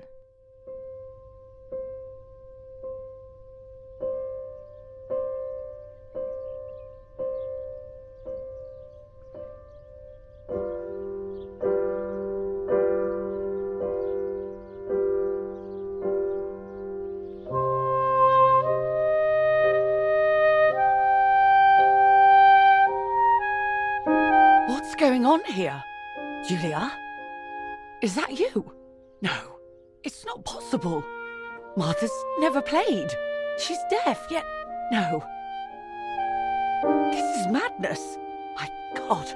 So, Martha? I understand now. You can get all of the attention, right? You were jealous, weren't you? Because she was a wonderful girl and you're just a useless little slut. How did you manage to convince her? I get it now. But she talked to me. No, it doesn't make sense. I will have you locked up in an asylum. You hear? That's enough. You will pay for what you've done, you cursed lunatic. They will torture you to reveal the monsters in your head.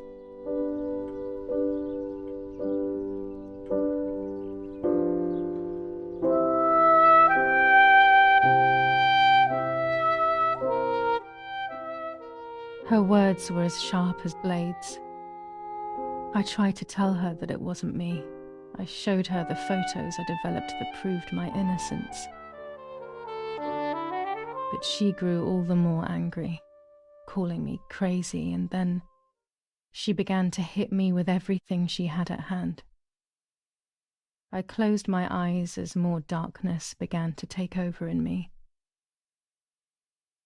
Memories came flooding back, not memories of actual past events, but more so of feelings I had when I was little. They were scary. They were the fears of a little girl. Despite what had happened, I went walking in the woods early the next morning to meet the lady. The evening before, my father had tried desperately to console me. Talk to me, Julia. You know I love you. I just want to understand what happened. I am happy you are alive. Even if we have lost Martha, your mother was just in shock. She didn't want to hurt you.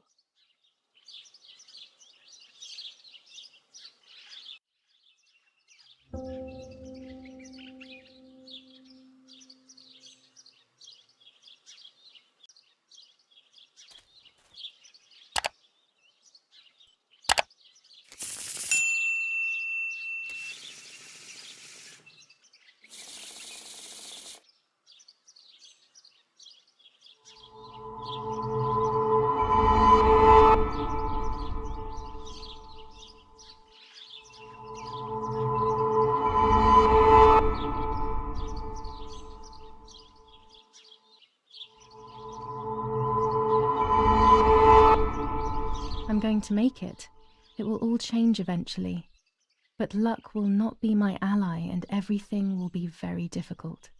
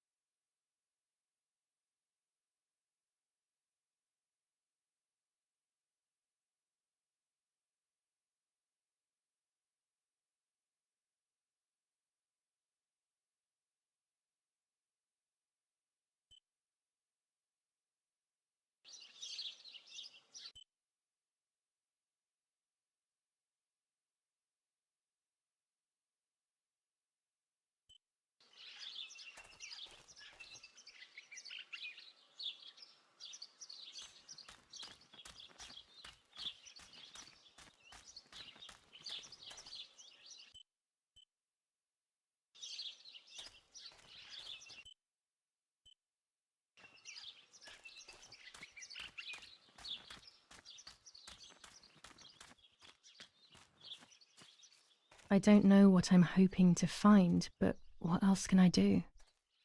I will hopefully see if one of these graves is hiding something. I hope that the infrared film will show me.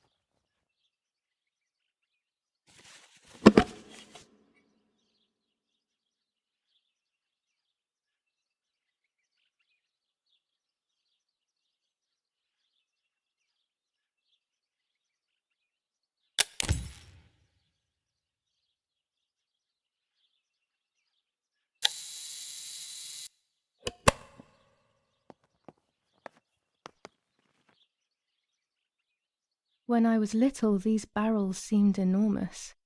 I thought I could live inside one.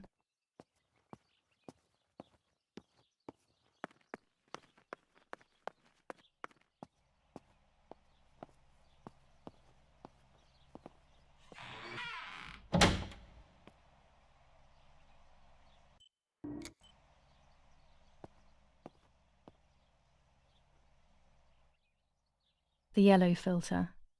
If it were to snow, it would be perfect. The green filter. Useful for landscapes.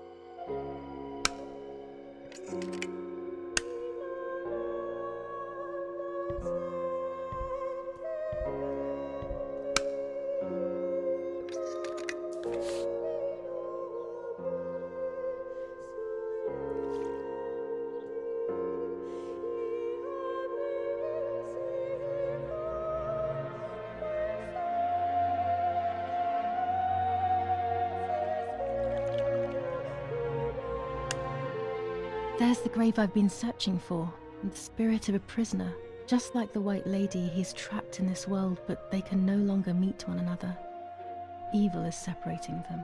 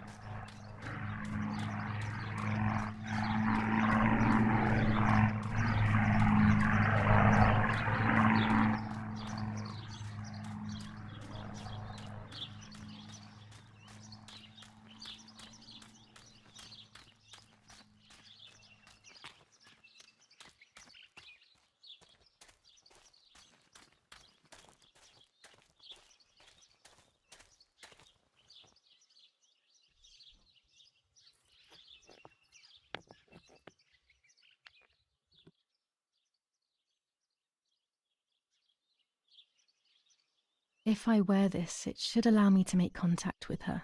With this object, she'll have to hear me, I have no doubt.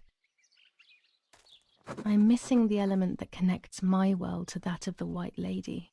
Oh, the lake. Of course. Why didn't I think of it sooner? The dress that I threw in the bushes that cursed day. It's been sitting beside the lake for a few days now. in a world that is both mine and hers.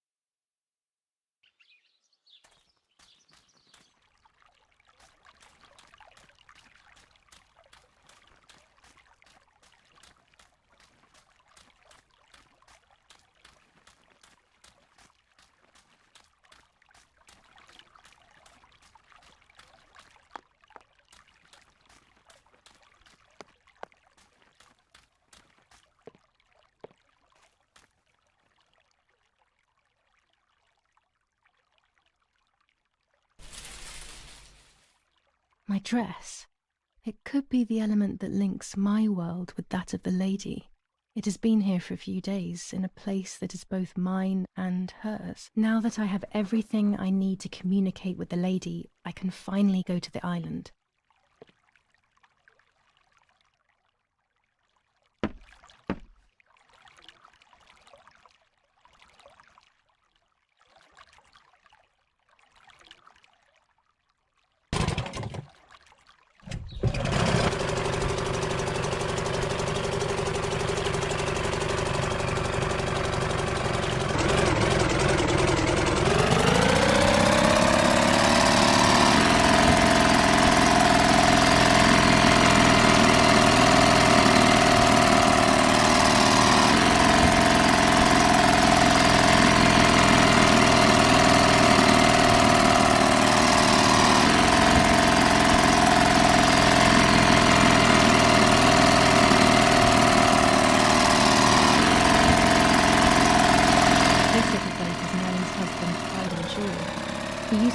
Fishing many years ago.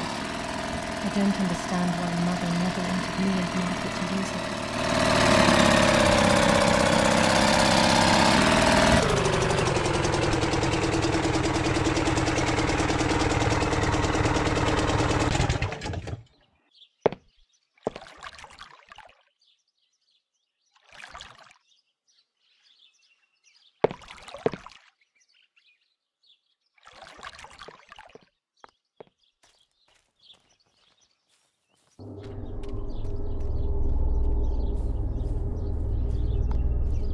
This is the tree the lover was hung from, according to the legend.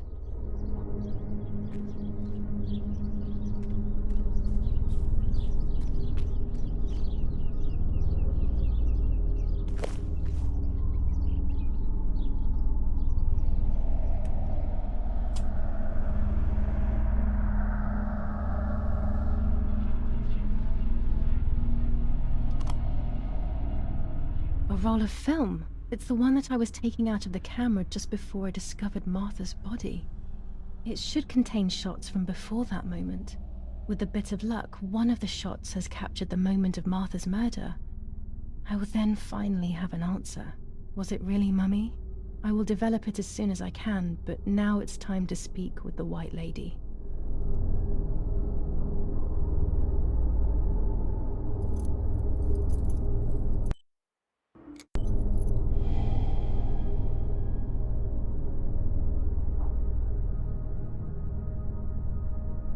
I will wear her lover's cross to draw her to me.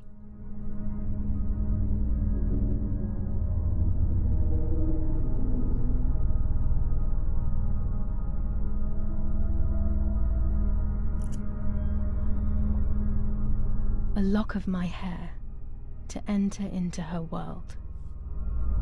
I will use the tarot cards to communicate with her. The first 10 will be used like I did with Nanny. Once 2 cards have been chosen, it should begin.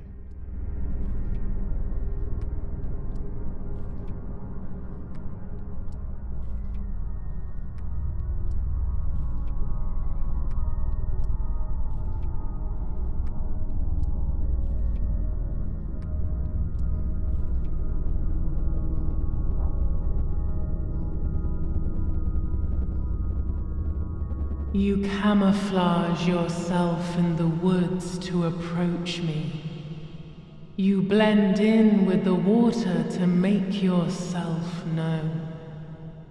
You wish to communicate with me through the energy of symbols. You use my pain to summon me. You are very bold. You call upon me for knowledge that I do not possess, for answers I do not have. I am only a vessel, like water, like air, a vessel to move and breathe. It worked. Now I need to choose 2 cards. Here we go.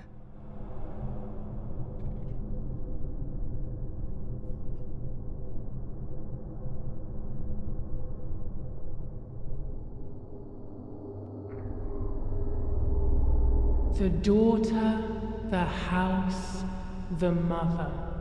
The daughter comes from the mother's house, then makes herself a home and becomes a mother. This cycle is broken. To undo the knot, find the sun. He is the original sin reflected on you. The one who gave you the light wishes to take it back. She wants control. Bit by bit, she is crumbling your life. You have to stop her.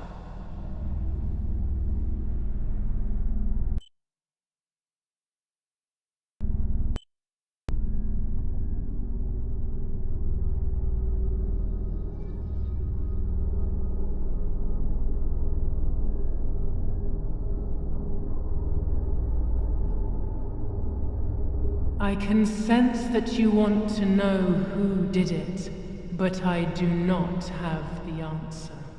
You must find it yourself. Do not ever try to enter through the front door if you wish to reach the heart.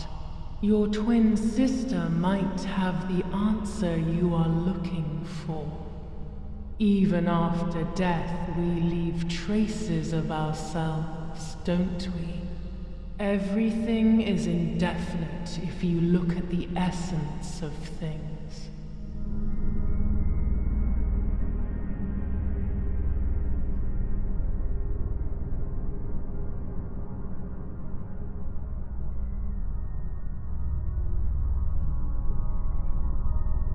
You do not have control of yourself. There is a dark figure inside you. The wounds are feeding it. It will do things you do not like. It will use your desires, your guilt, the darkest parts of your conscience.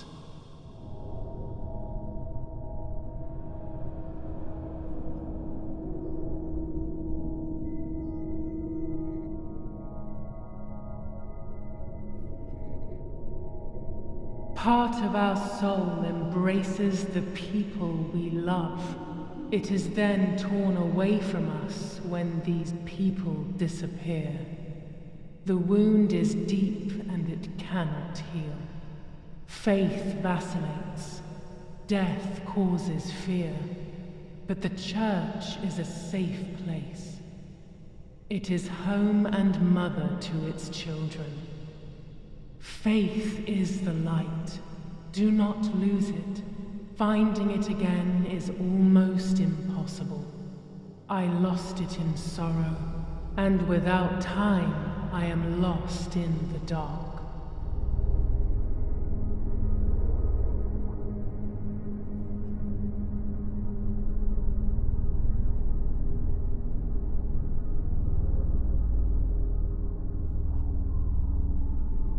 You will no longer be able to tell light from darkness.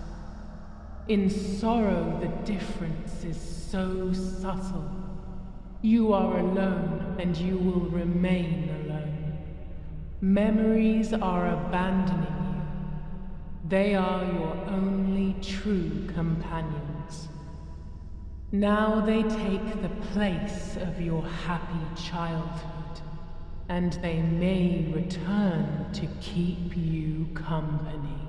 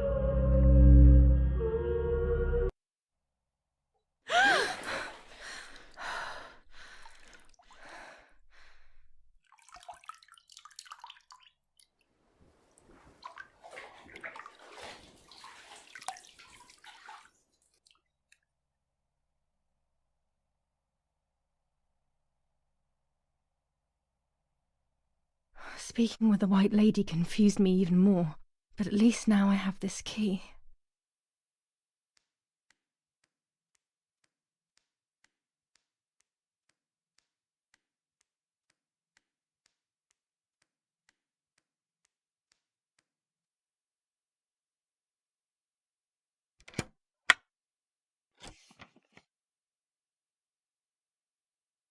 July 16th. Dear Sister, I entrust my secrets to this letter. If you are reading it, things have gone as I thought they might, and I am no longer there with you. First of all, I am not deaf, and I never was. Mother scared me when we were little, so I decided not to speak or listen anymore. It worked. In fact, Mother began to love me. They also found a scientific explanation for my deafness.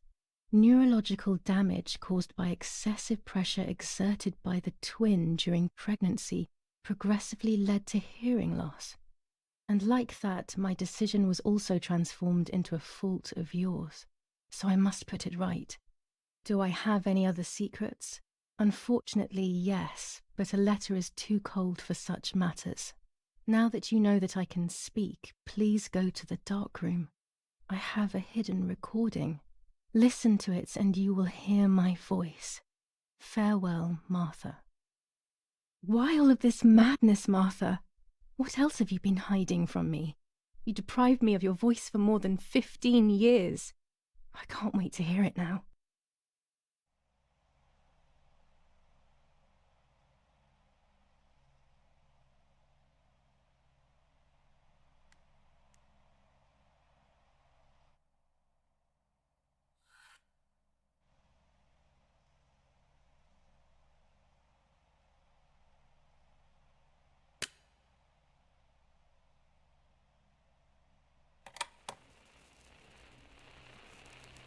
Hi, Julia. I know that this will seem absurd, but this is me and this is my voice. We're equals in this sense, too. Well, it's obvious, really. I've basically always spoken, and you were my voice. I'm going to meet my fate, so I don't want there to be any more secrets between us.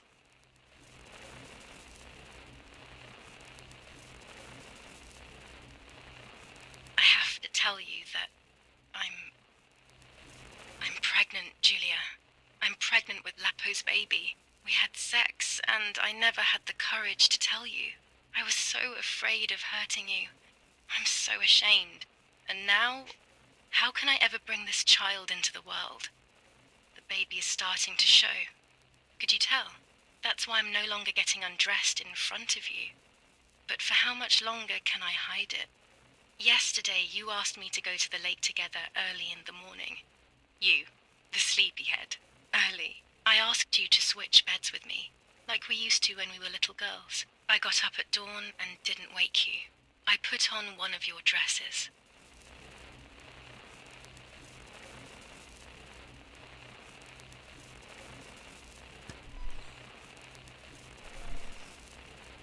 I wrote a card to Mother telling her that it was you who was pregnant, not me, and to come and see at the lake. I left it on the desk in her room.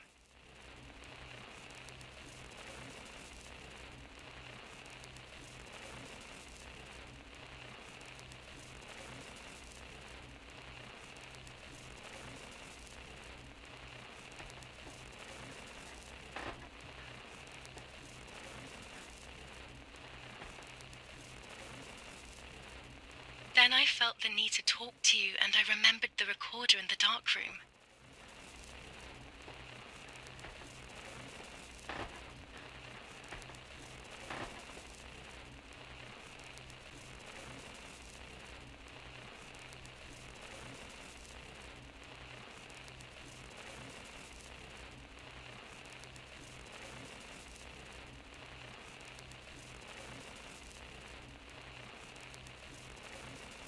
I will go to the lake alone and act as you.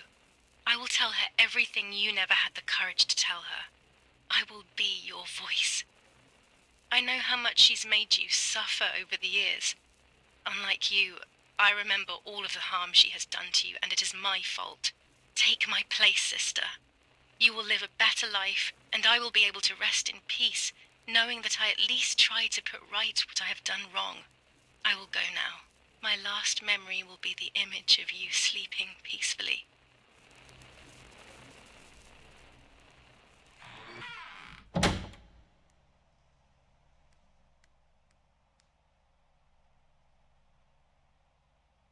Hi, Julia. I was upset, unbelievably upset. July 16th, that cursed day. Martha didn't wake me up.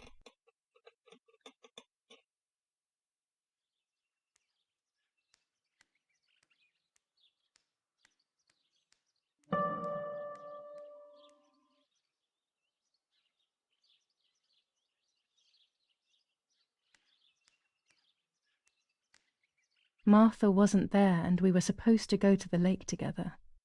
She even made her bed, which was unusual. I thought Mother woke up early, despite her medication, and asked her to do something.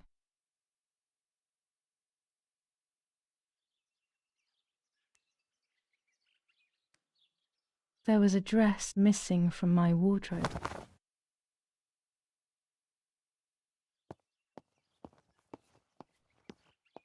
It was late. Martha hadn't woken me up as we had agreed, and I always overslept.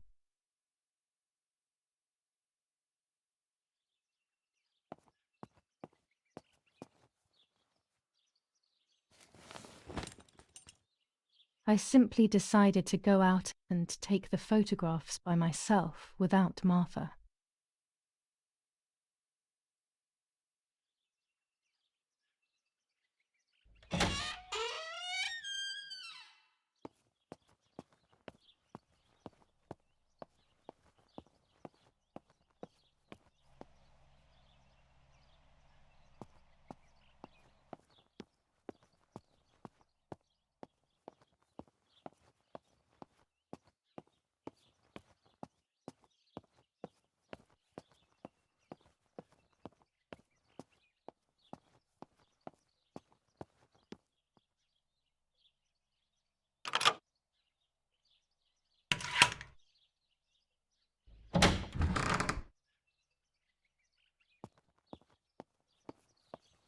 It was a foggy morning, but it was no longer dawn. It was a sign of something terrible.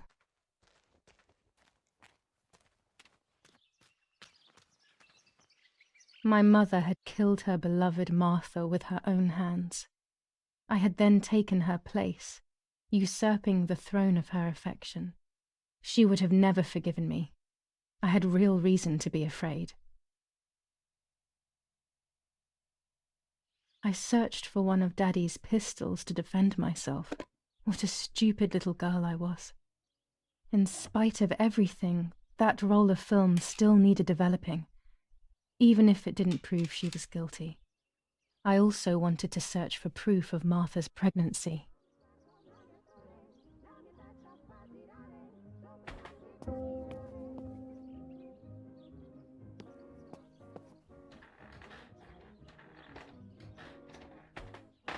Almost 5 German divisions faced the troops of the 8th Army. Units of an Indian division crossed the River Pesa on a vast front, and they advanced 2 kilometers south of Montelungo.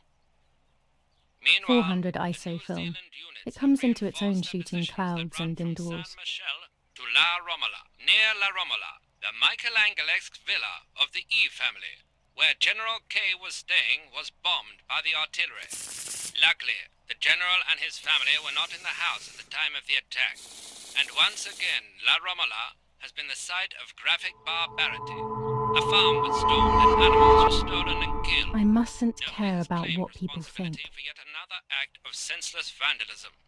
But at the scene, an anti-German propaganda flyer was found. All fear will prevent me from facing the music. That our comrades are proposing.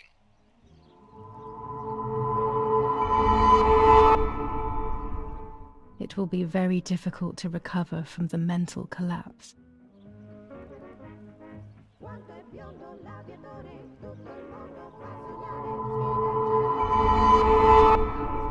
Destiny is inevitable.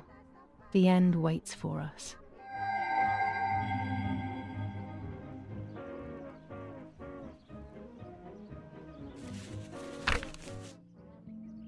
July 21st. Lapo is dead.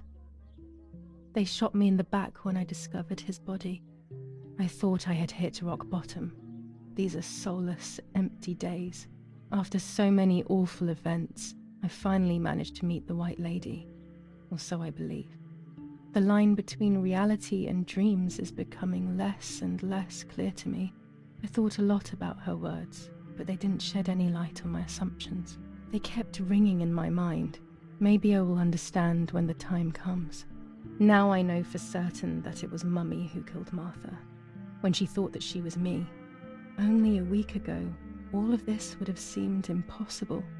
I just need to find the proof, so she can pay for what she has done.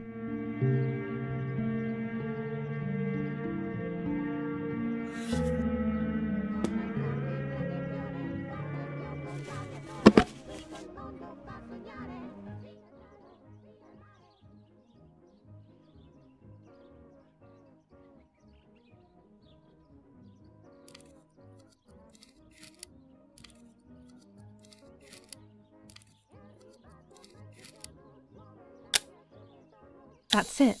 Hopefully the image comes out clearly.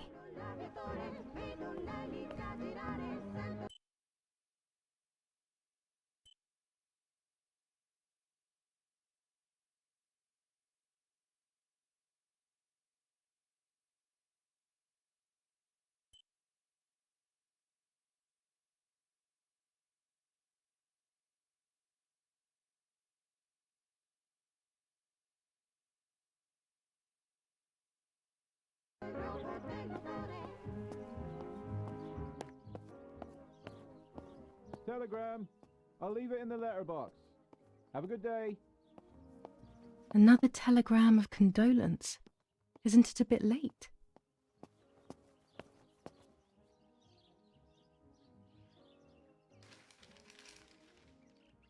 The New Zealanders conquered Tavan in the eastern sector of the battlefront. The troops of the 2nd New Zealand Division, British 8th Corps, conquer Tavanelli. The 6th South African Armoured Division advances on the heights near Greve, conquering the peaks of the Dimini and Fili Mountains.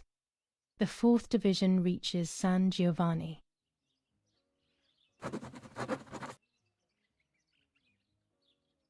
Attack on Hitler.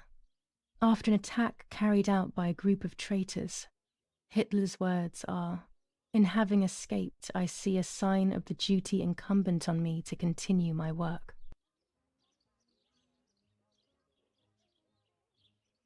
Bombings. Damage caused by the bombings between Florence and Siena continues to increase. After the disaster at Poggibonsi, rubble and power cuts are the order of the day.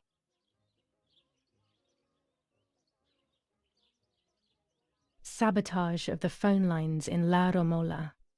Telephone cables have been cut, causing danger to general safety. Any damage to the information service facilities is punishable by death.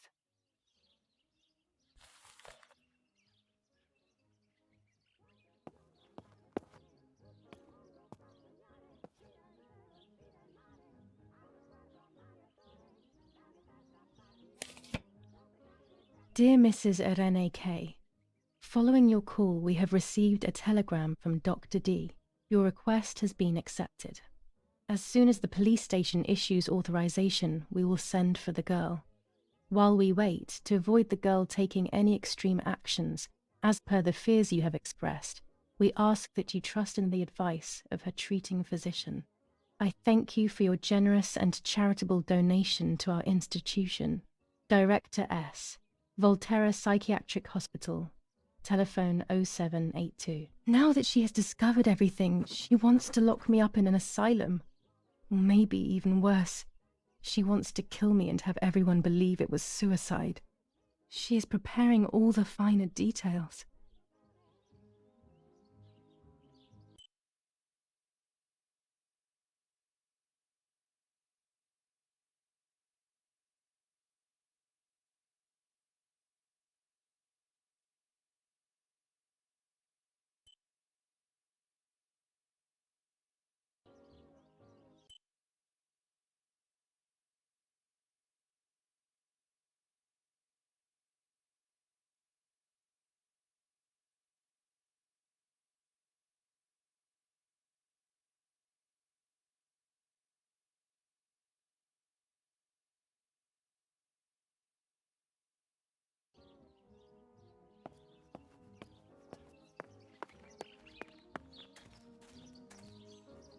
My bike. The wheel is deflated as usual. A bicycle pump will solve this.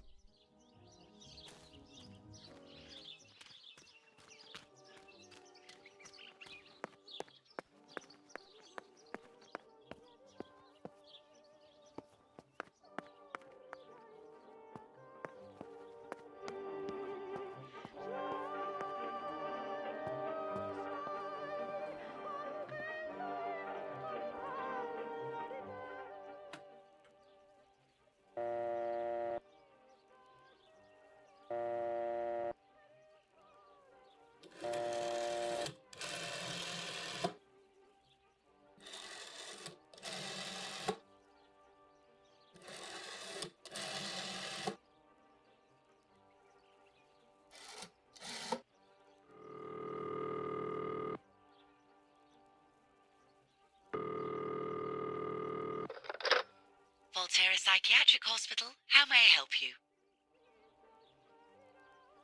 Hello, we recently requested the admission of Julia K. to the hospital. I just wanted to know whether it would be possible to cancel the request. I'm sorry, but the request was issued by the municipality where you reside, madam. Any revocation of the request should be passed by them. Only they can decide whether to approve of the cancellation or not. Have you already received the telegram confirming that we have taken charge of the request? No, I haven't received any telegram. Then you must hurry. If you go to the town hall and discuss the issue with them, they can approve the cancellation. Thank you. Goodbye, madam.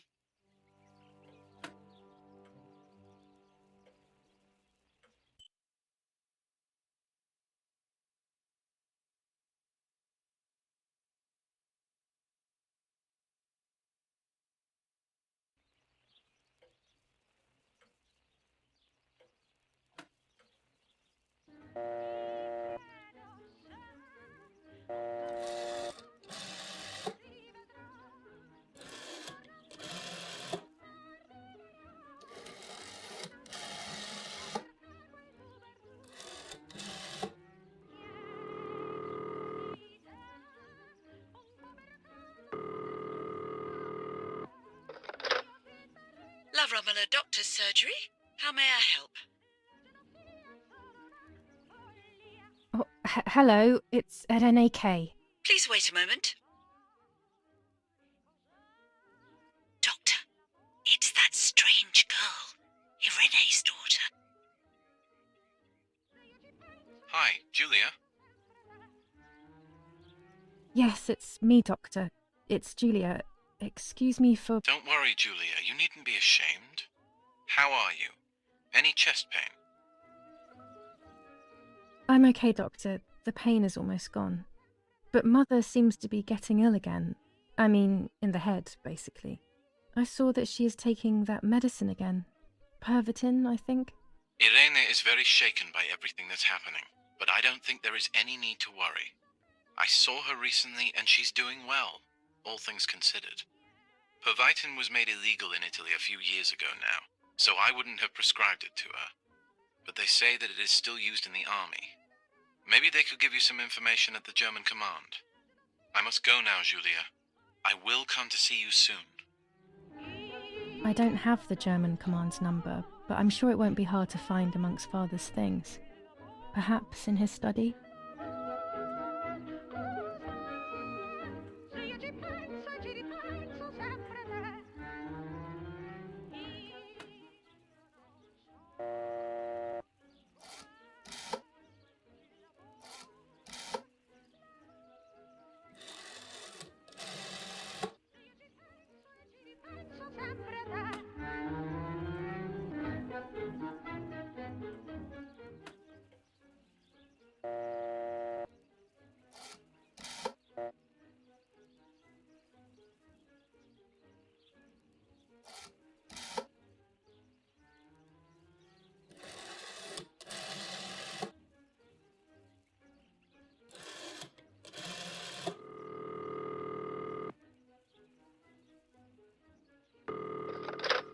Command of San Vincenzo Artori, identify yourself.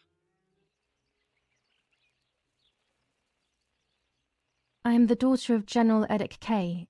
I am looking for information on Pervitin. We cannot give you any kind of information here. I found the drugs in my house, so I took a few pills thinking that they were for headaches. But now I don't feel well. I need help. I'm not sure whether I should go to the doctor, should I? Please wait a moment, miss.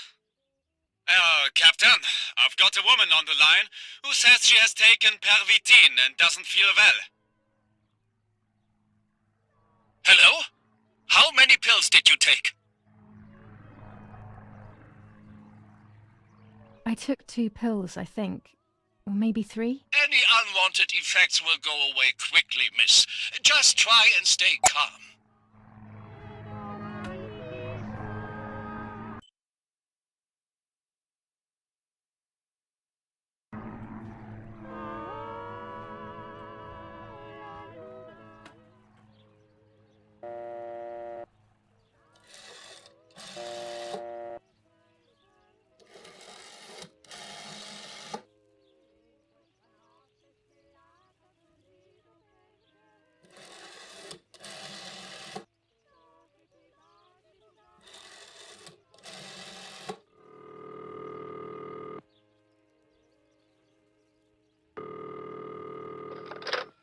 Hello, Maria speaking. How may I help?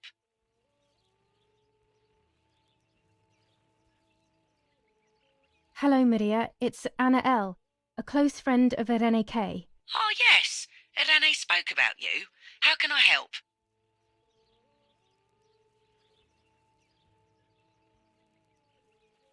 I would please like to order a few meters of that nice red and black fabric that Irene ordered. Yes, madam. Unfortunately, it will not be easy to get a hold of it. Irene waited a long time for her fabric, and now, sadly, shipments are being blocked. I advise that you call back in a few months. Hopefully the postage situation will have improved by then.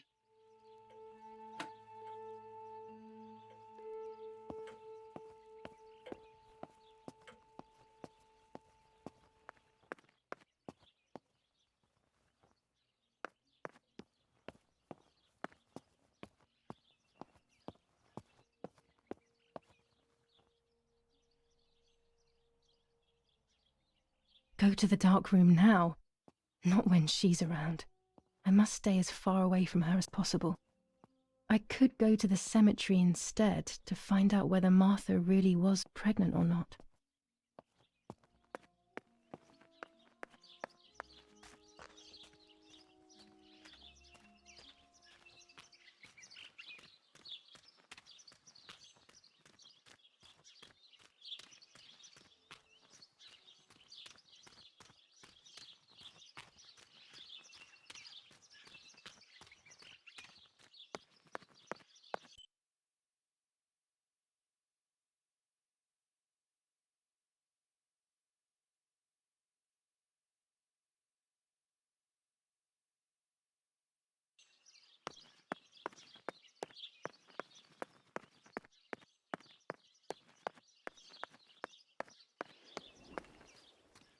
Martha is in the family crypt. That place is scary. I don't remember, but Nanny told me we used to go there when we were kids, to see who was brave enough to go down the stairs. No one would ever go further than the first 2 steps. Now Martha's down there, alone, in the dark. She must be frightened.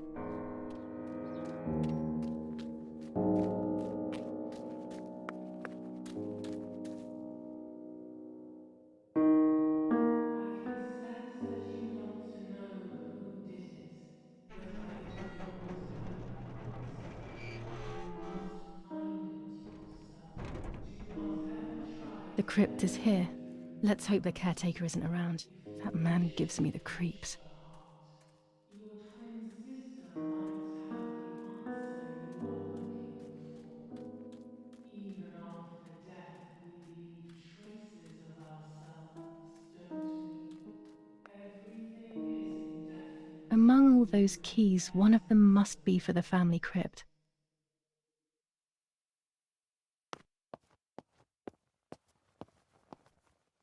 This door is locked, but I must get in.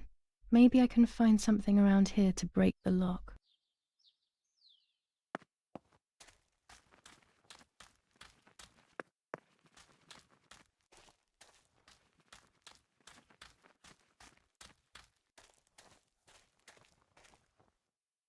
I should water the plants.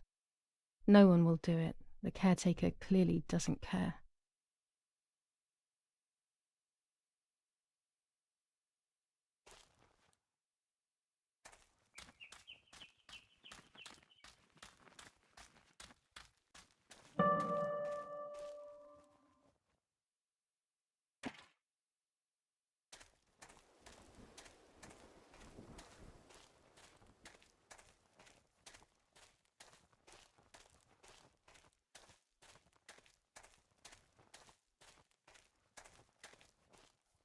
The watering can is empty.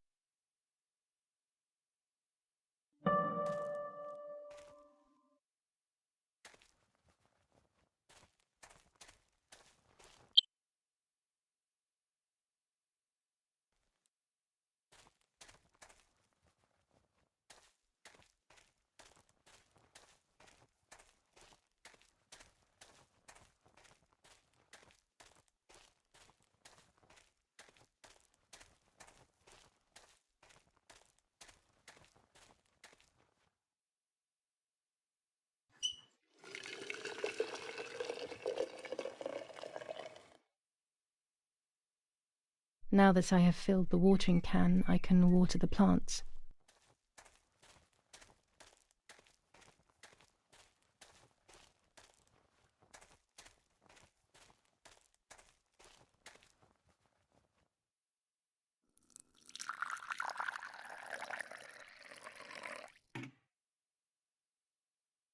Lapo, if you were in front of me, what would I say to you? That I'm angry because you were sleeping with Martha? No, I'm not angry. I'm sorry that you kept everything hidden from me. It stings a little perhaps, but faced with your loss, everything is now meaningless. I'm happy that they buried you here. We'll be neighbours. I knew that Daddy would allow it even if you were fighting with the partisans. For him, this war is a stranger as it is for me. Goodbye, Lapo. We will meet again soon. It's time to look for Martha.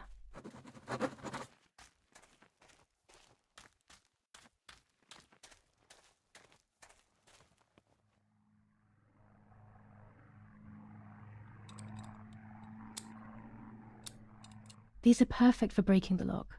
I should hurry before the caretaker comes back.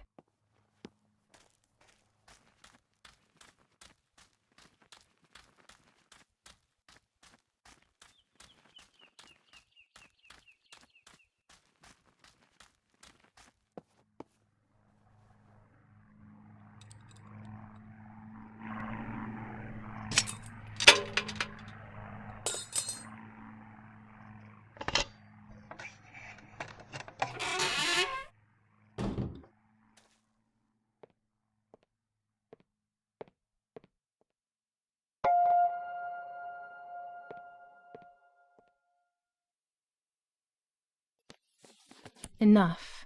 I can't go on like this any longer. I can't go on pretending nothing happened. My family was slaughtered by these dirty Nazis. My daughter wasn't even buried, and I had to bury that half-blood instead. An Italian family that got cozy with the dirty Germans.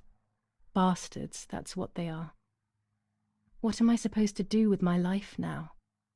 I want to end it, but not without taking a few Germans down with me.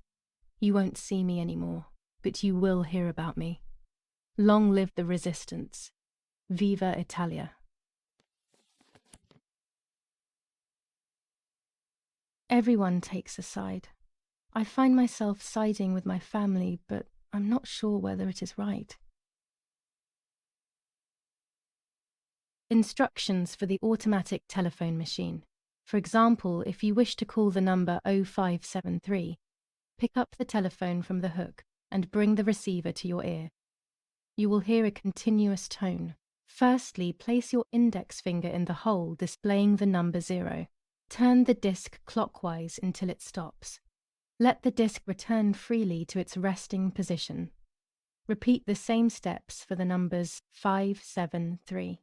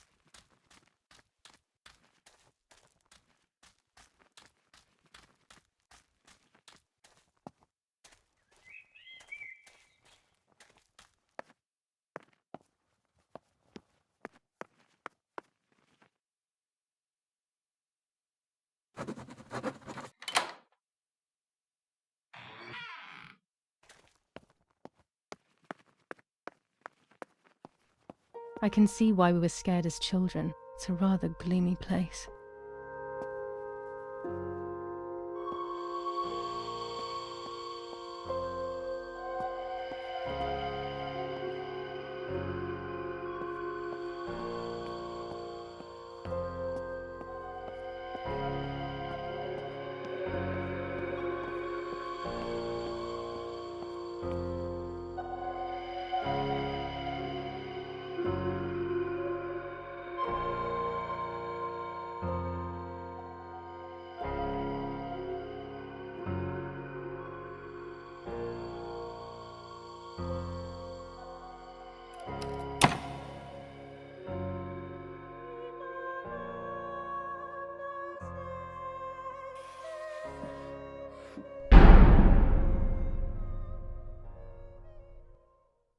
May God forgive me for what I'm about to do.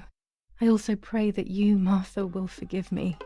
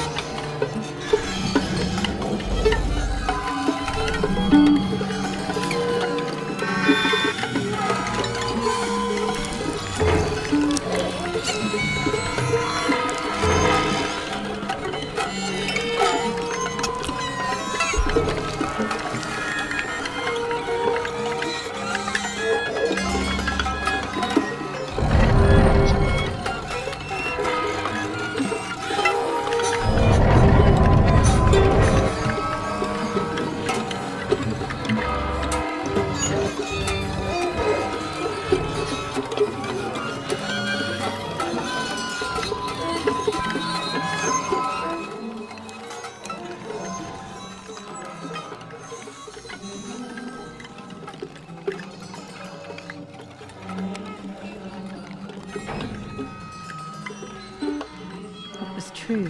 Martha was pregnant. Pregnant with a deformed fetus with 2 heads. Twins again.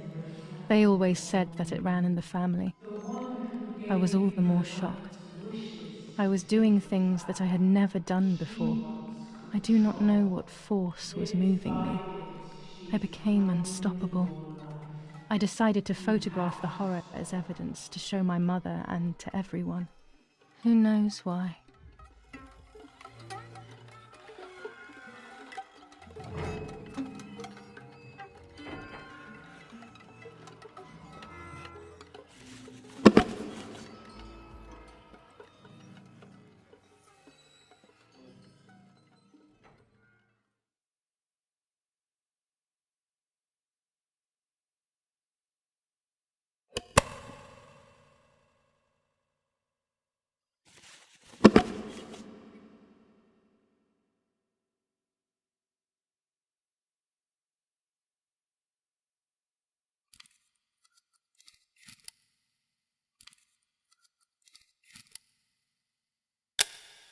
Enough now. I will torture you no longer. I will come back to fix you, and I will stay and take care of you. We will spend so much time together. I love you, Martha.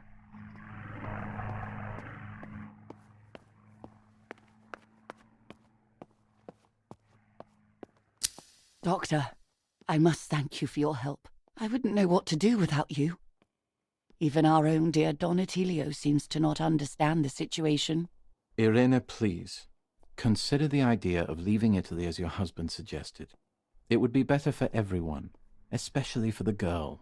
I fear that nothing will make her better. Her father doesn't want to accept it. I believe that hope is long gone. I agree, but in Germany there are better treatments in specialized clinics. The asylum is a temporary solution, just to ensure that she doesn't do anything foolish. But it's a nightmarish place. You know that all too well. You cannot possibly want this for your daughter. Of course I don't.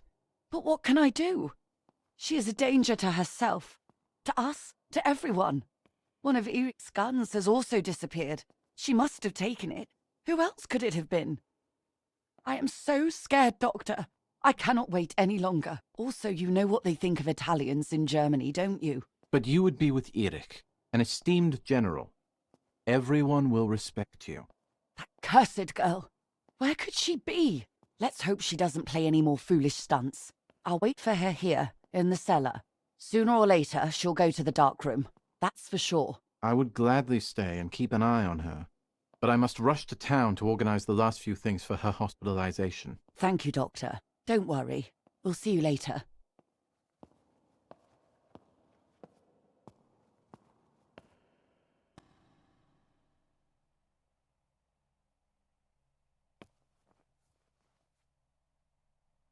She's sleeping.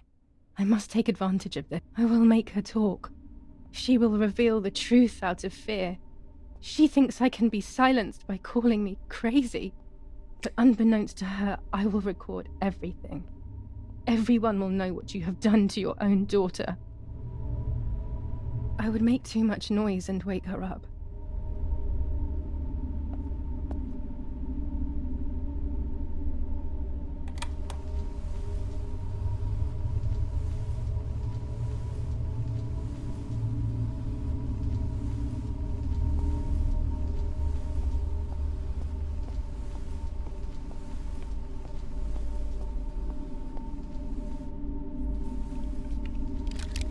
Now I will wake her up and she will confess. You can bet on it.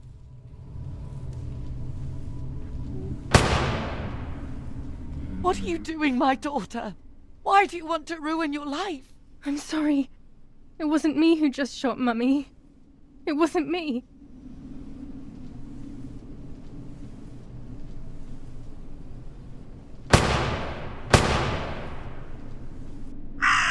Dear God, what have I done? She forced me. She killed Martha. But who in the world will believe me now? They will take me to the mental asylum. Those rolls of film are my only hope.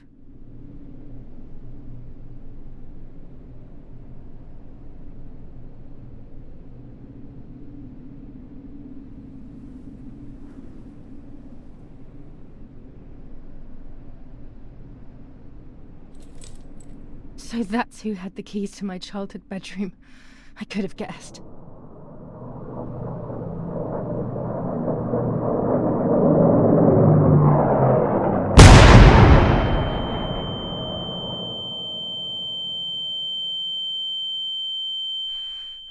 My God, sooner or later more bombs will land here. Then everything will come to an end.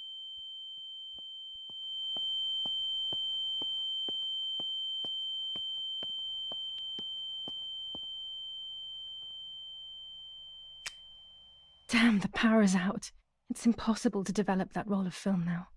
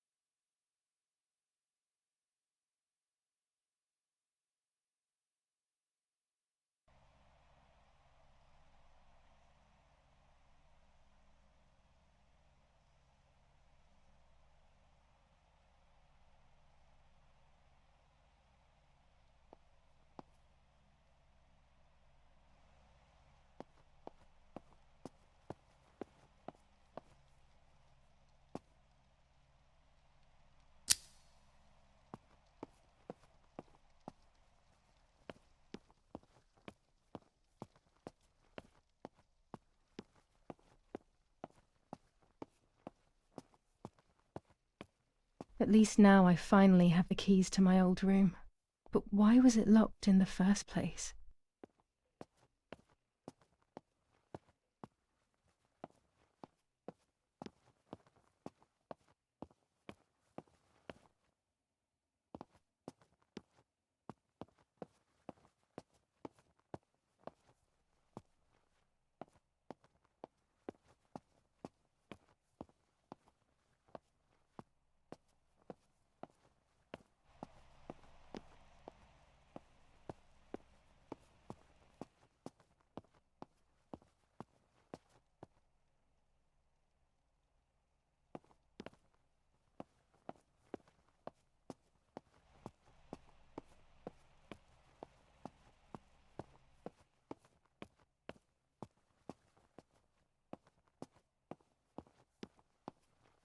Finally, I can enter my room.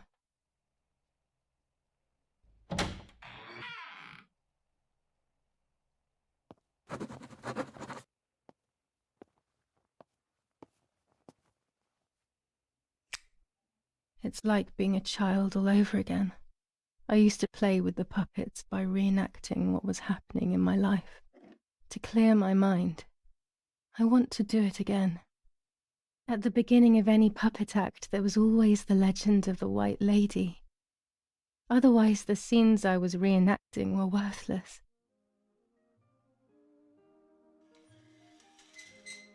According to an ancient legend, the lakes of the area are haunted by the spirit of a young woman who was killed by the man she loved.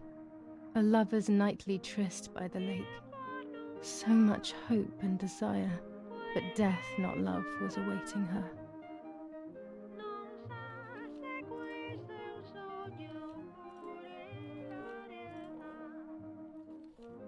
My love is not here yet. I'll wait. Ah, what a beautiful moon tonight.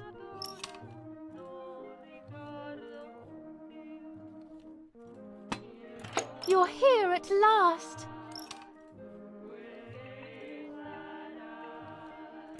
What's going on? Why are you acting weird?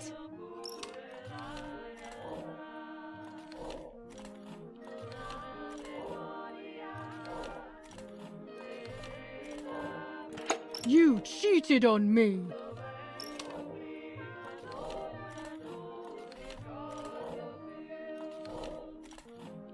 I would never do that. I love you. I love you too much. The thought of you with another drives me insane. That's why you have to die.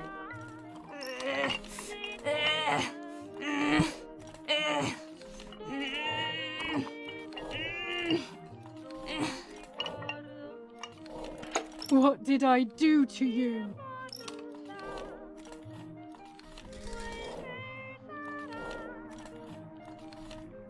In despair, the man confessed he had killed her out of jealousy.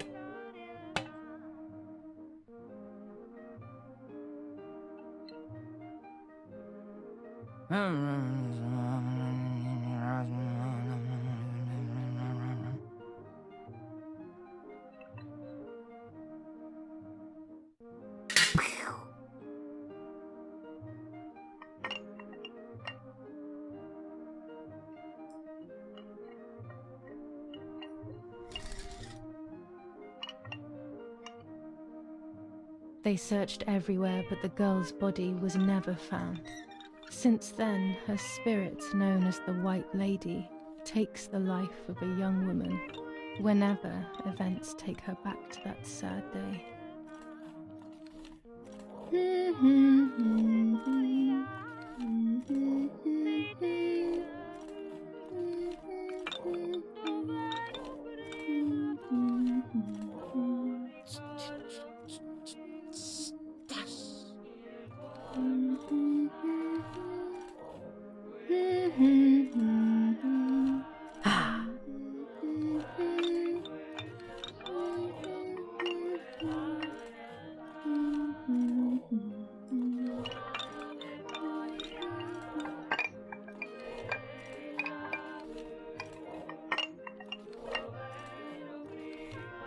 Help! Help me!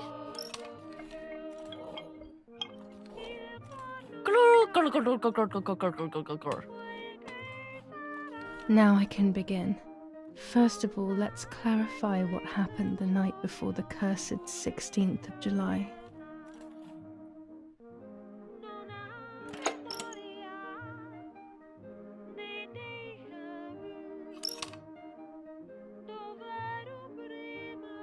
Dad says we're losing. What will happen if we do?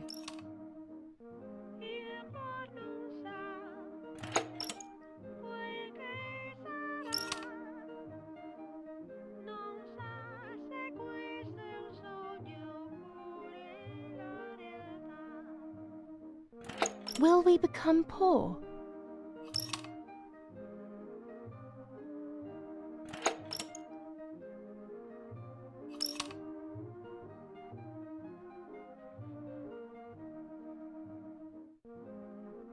Do you want to come with me to the lake tomorrow?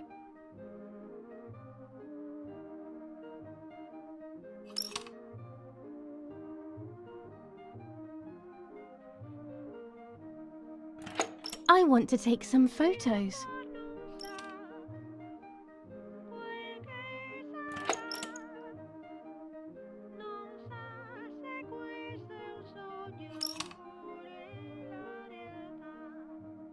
Let's go at dawn.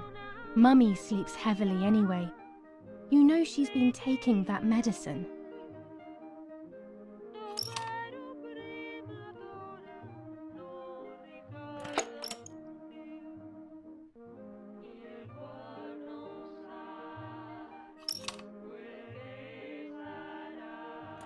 Wake me up!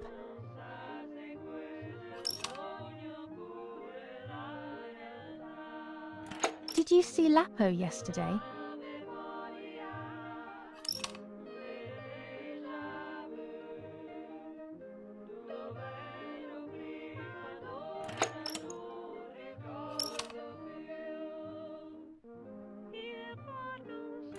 I saw him leave the barn. Weren't you there?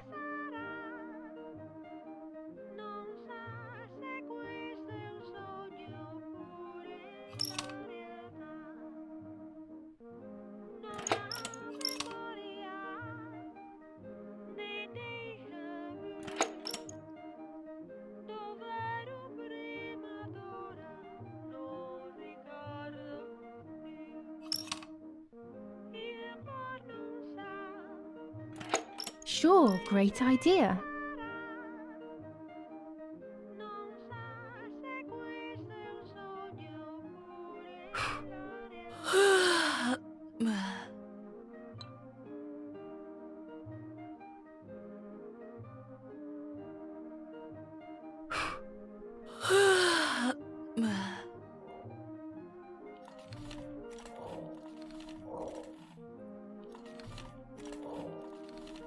Yes, it happened like this.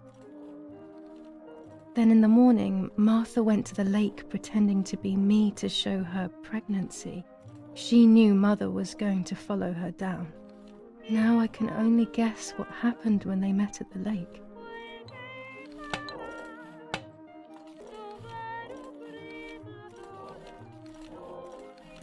Hello, Mummy.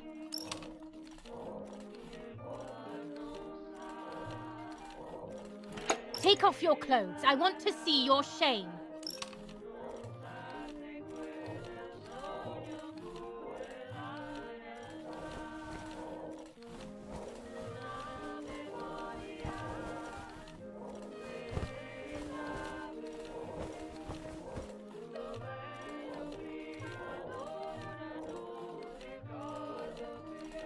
So you are pregnant. Your sister was right.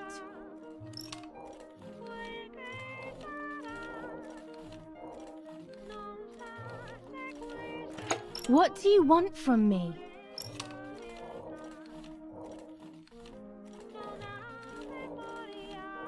How dare you talk to me like that?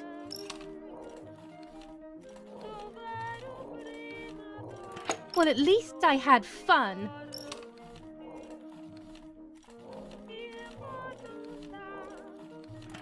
I'll punish you for this, whore. Try! I dare you!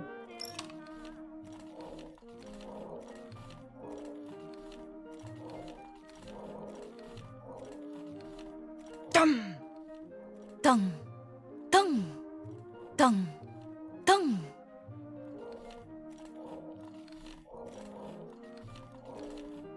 This might be exactly what happened.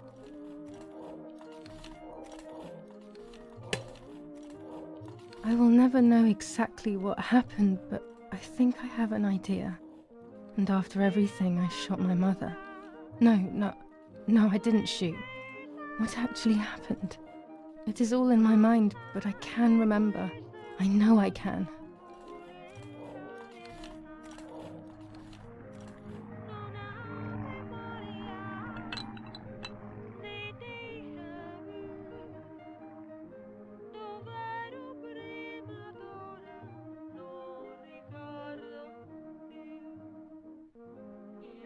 The little arm.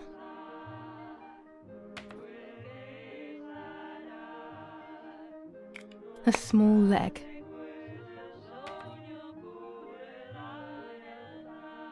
And another little arm.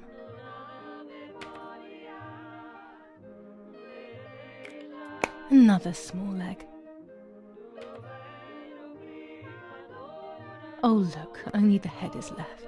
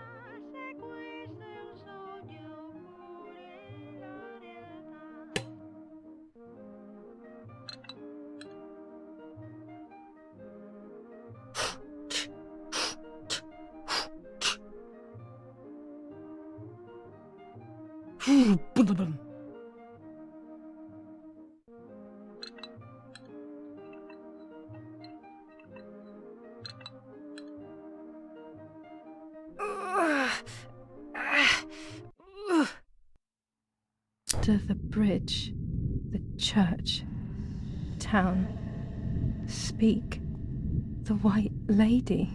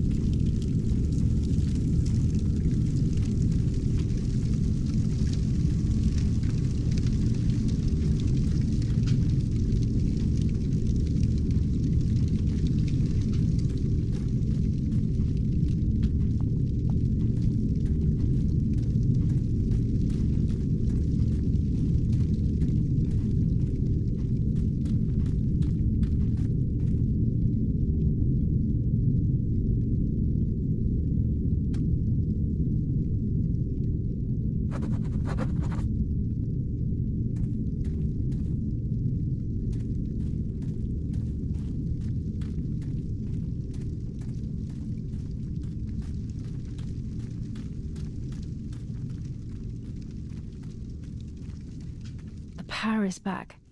Now I can develop the role and hopefully have my questions answered.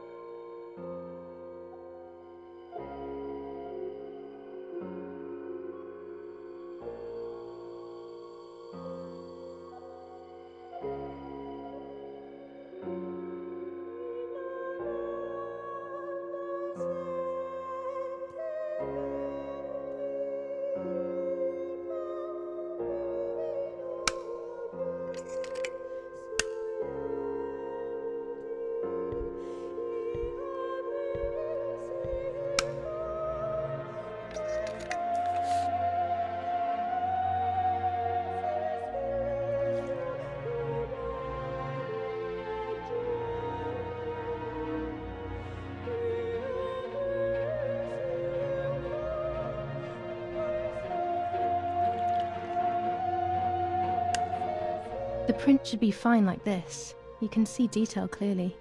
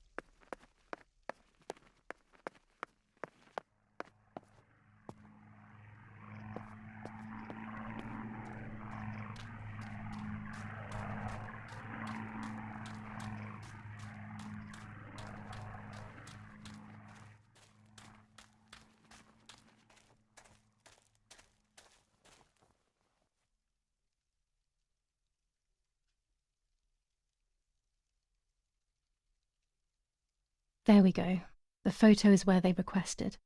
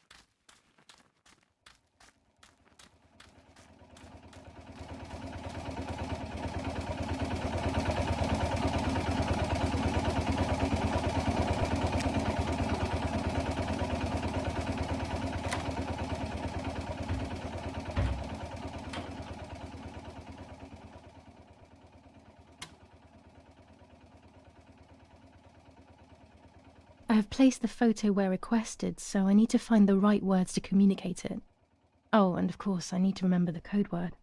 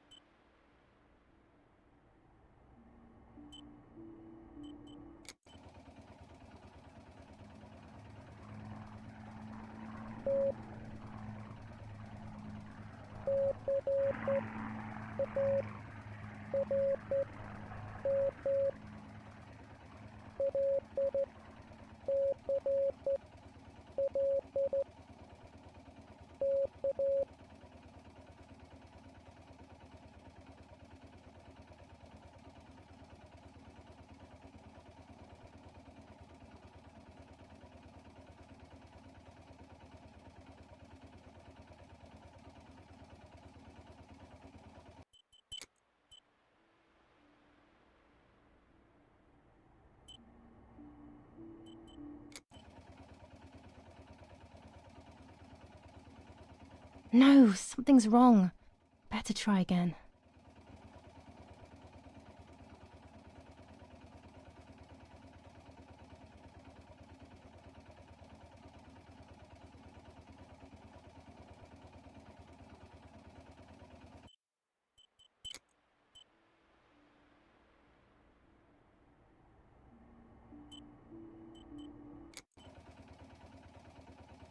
They have worked out the position of the tank.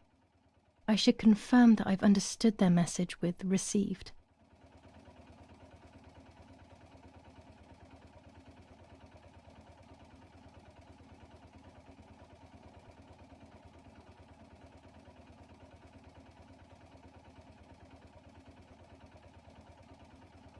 I'll add over at the end to make it clear that I have finished.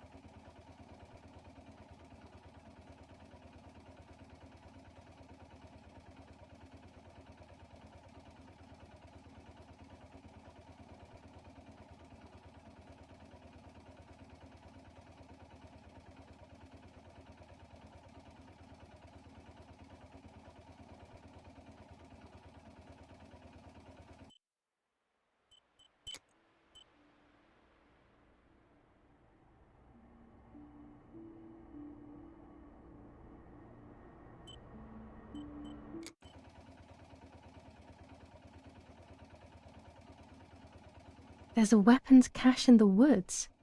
In my woods. Okay, I will search for it. Let's respond received again.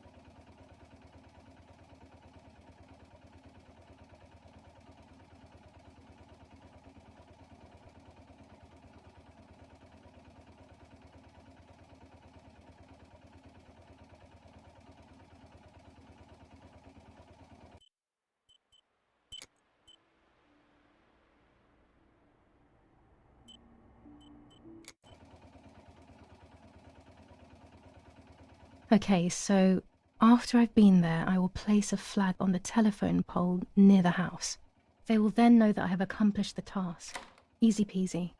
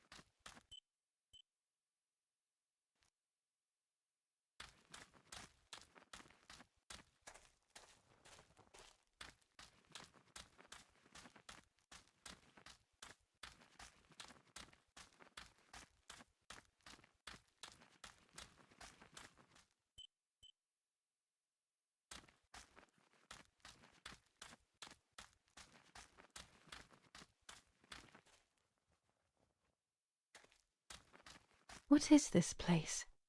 This never used to be here.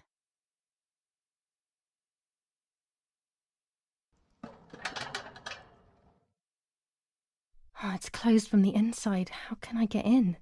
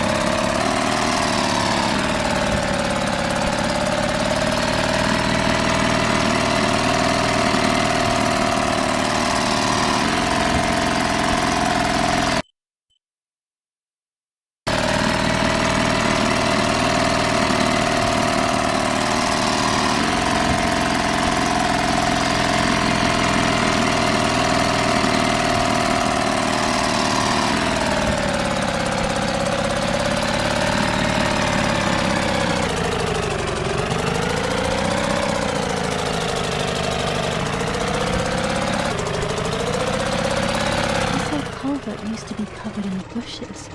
Someone must have worked in it recently.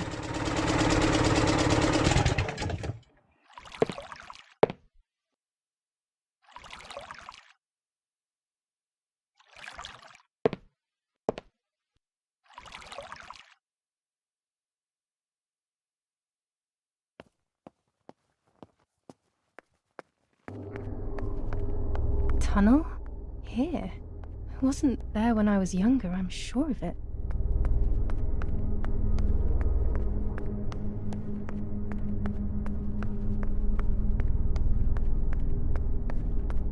There's been a whole world underneath us this whole time.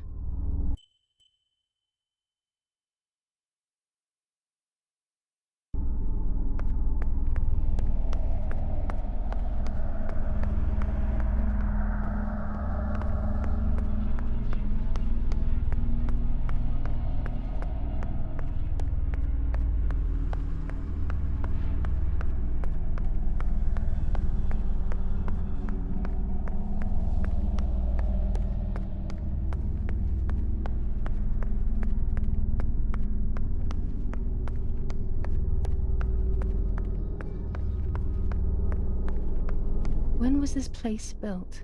I didn't know it even existed.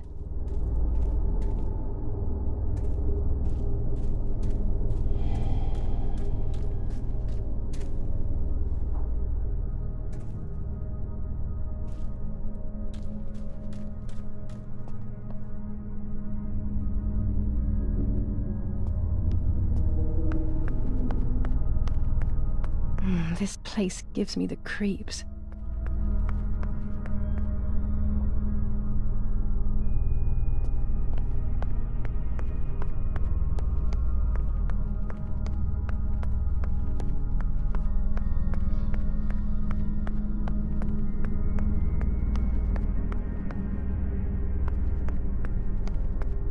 This must be a dormitory, but no one is here. Who knows why?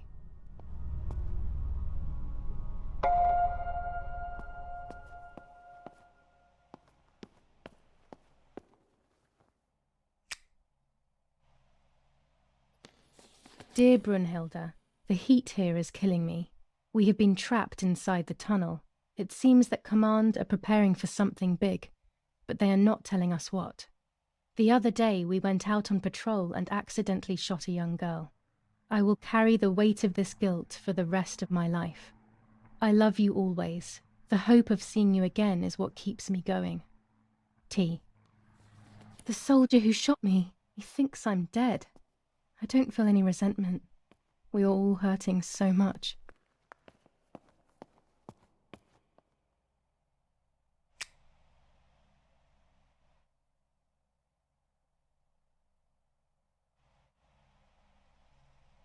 I will hang this on top of the pole next to my house. That will confirm these tunnels are in the area. My mission will then be complete.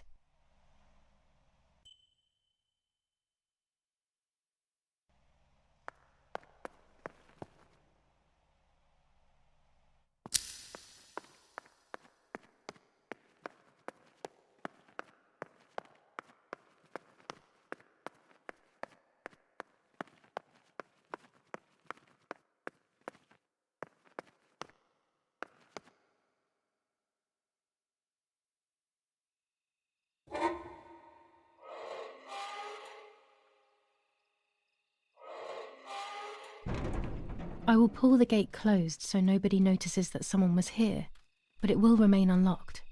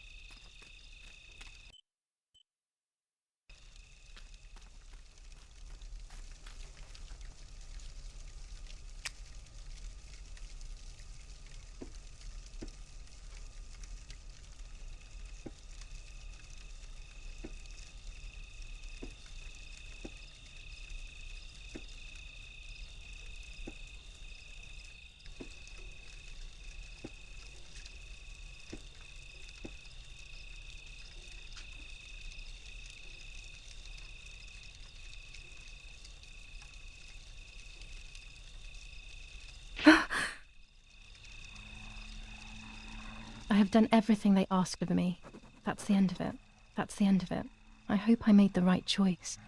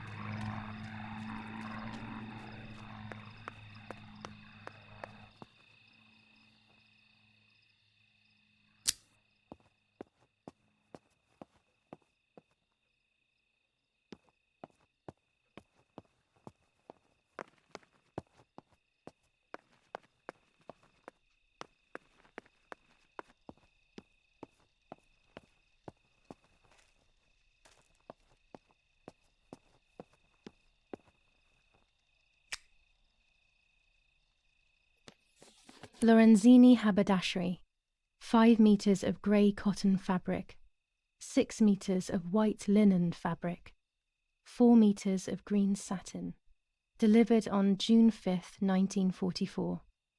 In the event of an issue, contact us on the number 6987. And this red fabric?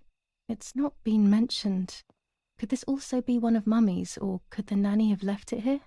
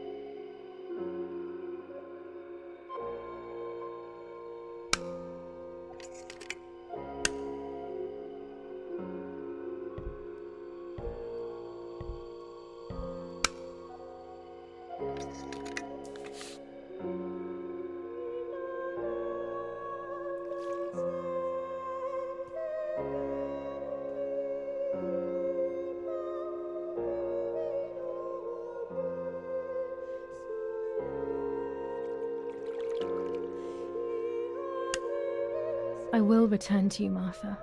Together we will sort out everything. Just you and I.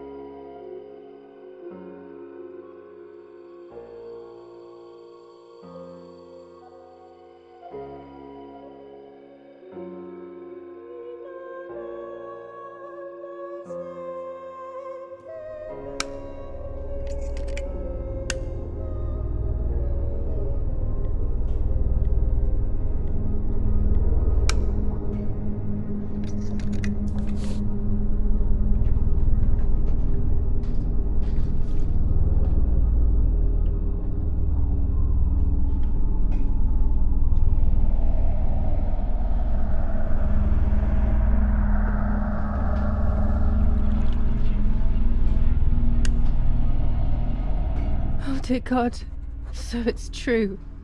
I killed my sister. I did everything to hide the truth. Then I killed my mother to rid myself of the guilt. But she was nasty and everything was her fault. God, what does that make me? I don't deserve to live a second longer. Maybe I will see her again and I can try and ask for her forgiveness. But if there is nothing after death, at least I will be free from this suffering. I know it's not right, but I can't do this anymore.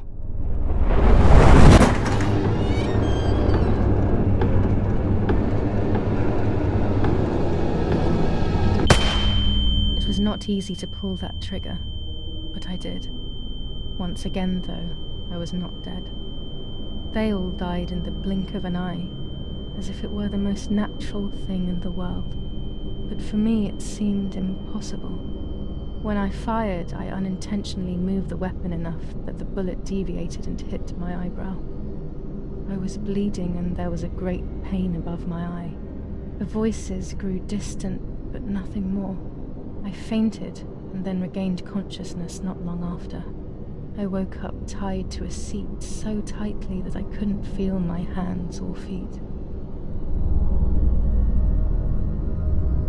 On the seat next to me was my father. He was breathing, but he appeared to be unconscious. The guy in charge started asking me questions. He kept hitting me in the face and head with some kind of short cane. It was so violent I thought my skull would crack open. All I could taste in my mouth was blood and broken teeth. I ran my tongue across my teeth, thinking to myself that I'd never be able to smile again. A frivolous thought, perhaps, but a painful one nonetheless. Part of my top lip was cut open and was hanging down. I foolishly tried to put it back in place using my tongue and lower lip. I threw up. They forced me to confess that my father had been carrying out all kinds of activity within the German army. Of course, I didn't know anything about it, so I tried to explain. But those punches... I would have done whatever it took to stop them. Whatever it took. Just after I told them what they wanted to hear, the general said, "All it took were 2 slaps and you sold out your father, you German whore." Then he ordered my father to be executed. It took less than a moment. He didn't even move. Then I took a blow harder than the previous ones, and I lost consciousness again.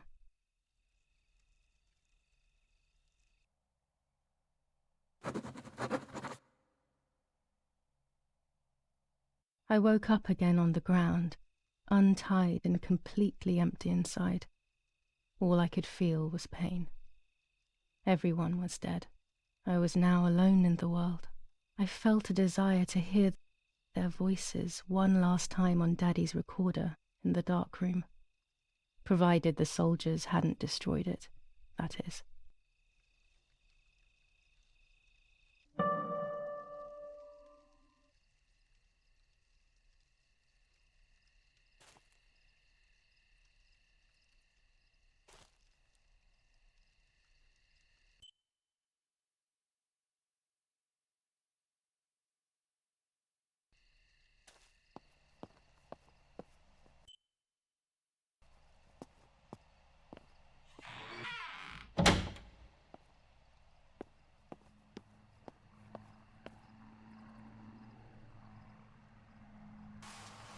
Now I will wake her up and she will confess.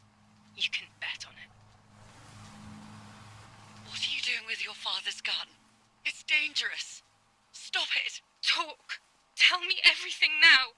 Tell me what you have done. Okay. Calm down. I will tell you everything. I found that strange note when I woke up, and I immediately realized that something was wrong. Something was up with you, aside from your usual quirks. I came to check, but you weren't in your bedroom. You had spoken about the lake, and I got worried, so I called your father, and we went to see what was going on. We found you sitting in your underwear at the side of the lake. You kept saying that nothing had happened, and you kept repeating things like that. I hugged you to try and make you feel better, but you did not speak again for days. What is happening to you? You should tell me what's going on. I'm not going to that loony bin. I would never have wanted this, but I'm afraid you will harm yourself further. You were really hurting yourself in front of the piano that night. What else could we do? You killed my sister and now you're afraid because I found out. So you're making up stories, aren't you? But I'm not falling for it this time. What are you saying? Your sister? Please, no. I was not well. I didn't know what I was saying. So many years have passed. You were little then. I thought everyone had forgotten that nonsense. Shut up! Don't speak. Don't say anything else. What are you doing, my daughter? Why do you want to ruin your life? I'm sorry. It wasn't me who just shot Mummy. It wasn't me. I didn't know who I was anymore. Everything had fallen apart. I was afraid of myself. My God, it was terrible. I had always been convinced that I was too good for myself, but then I had become my own enemy. I was the danger. What should I have done? I thought about the puppet theatre in my old room. There I could find something in myself, perhaps. So I rushed to go play with it again.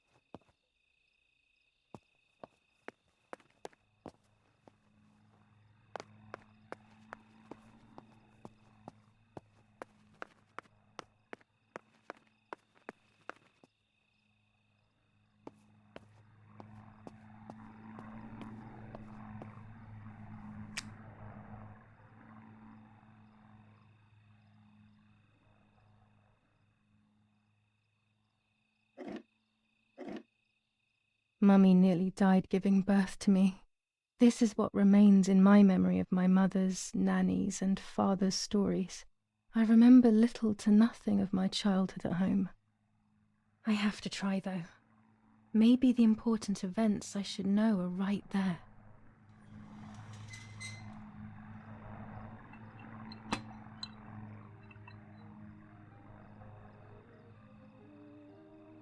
How are you, madam?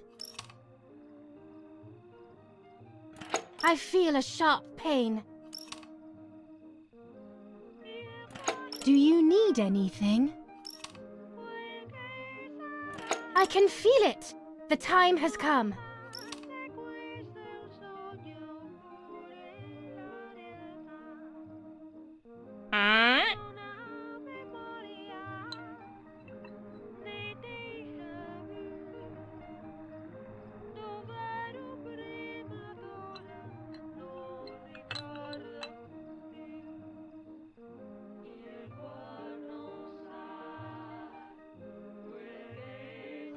Everything is ready. Help! Something is wrong. Eric, help! Irene is not well.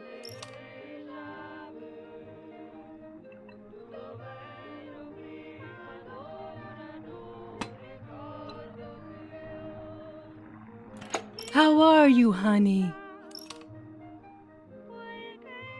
I'm getting weaker and weaker.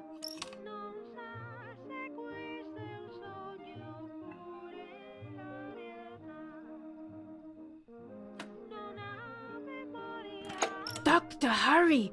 Arena is sick!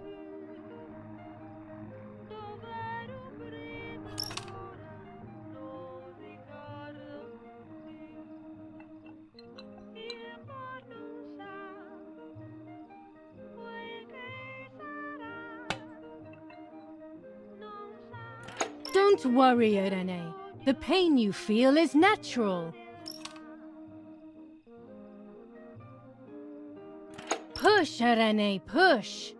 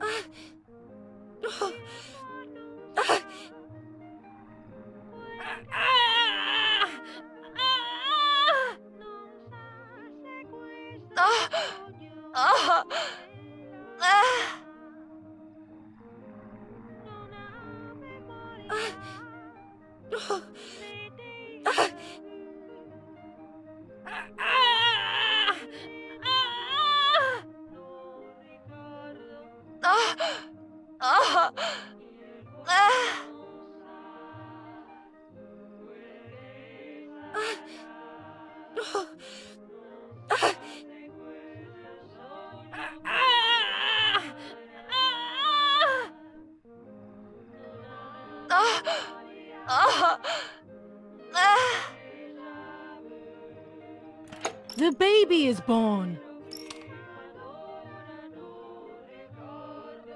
I feel sick. I feel myself wasting away. It's going to be okay.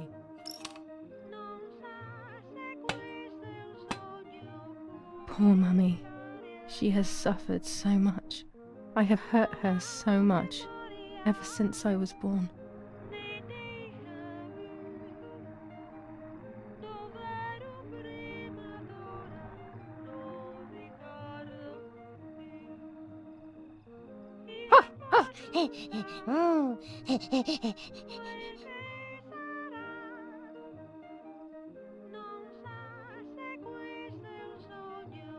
Mummy, I'm hungry. No, it's not mealtime, you little nuisance.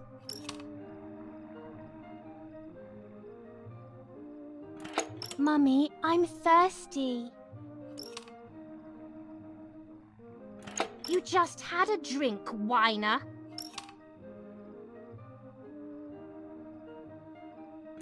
Mummy, I'm sleepy.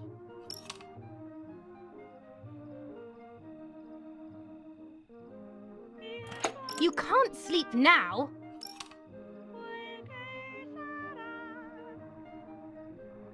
Mummy, I have to pee. That's enough! Go to your room!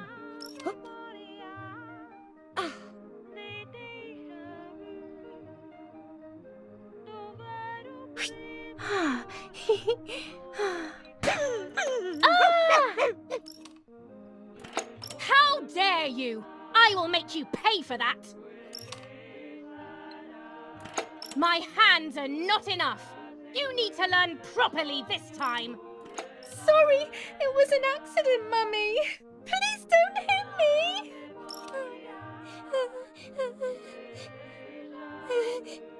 Sorry, it was an accident, Mummy. Please don't hit me. Dum! Dum!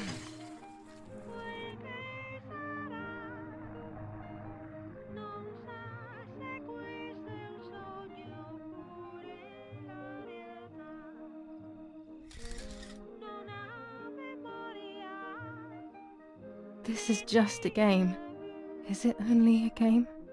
I believe the White Lady said that my lost memories would return in the place of my happy childhood. This is the only place I have ever been truly happy. Are these my memories then? Is this actually my life?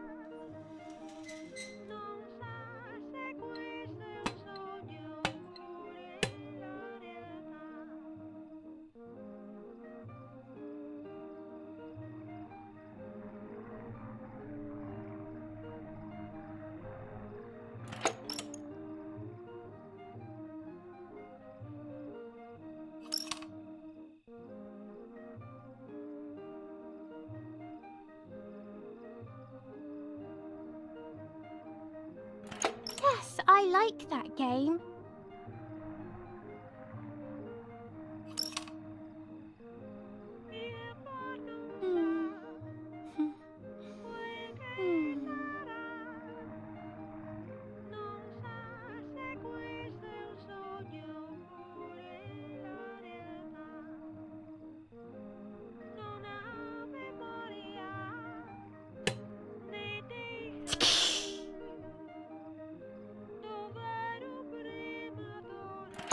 sorry, Mummy. I didn't do it on purpose. I don't believe you. You're trying to make fun of me. You did it on purpose. What do you have to say for yourself?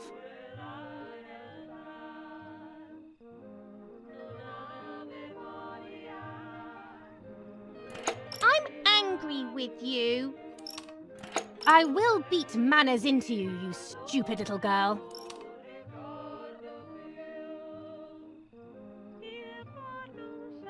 Come with me now.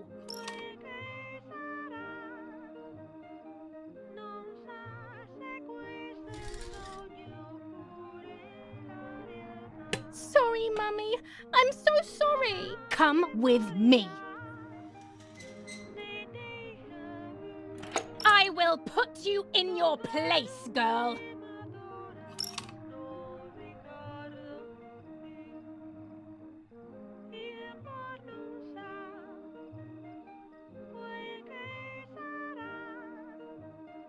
Sorry, Mummy. I won't do it anymore. I promise. Too late. These false tears won't help you.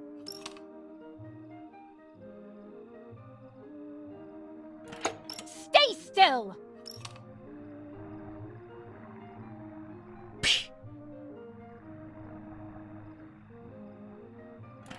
Help!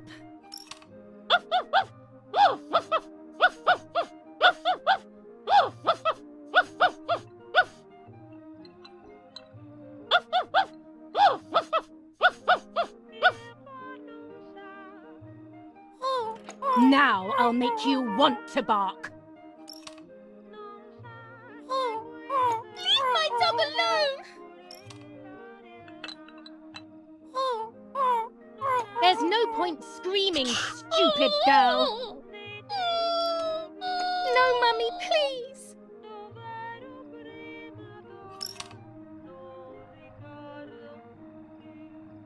You're insane.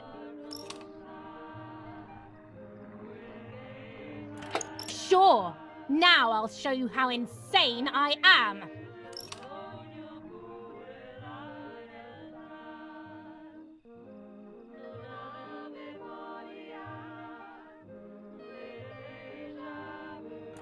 Help, Daddy, help! Screaming won't work. Your father is not here like usual.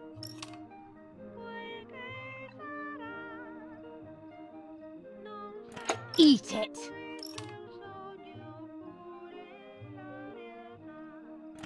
No!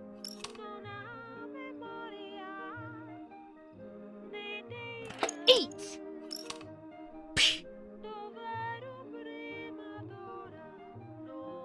I won't eat him.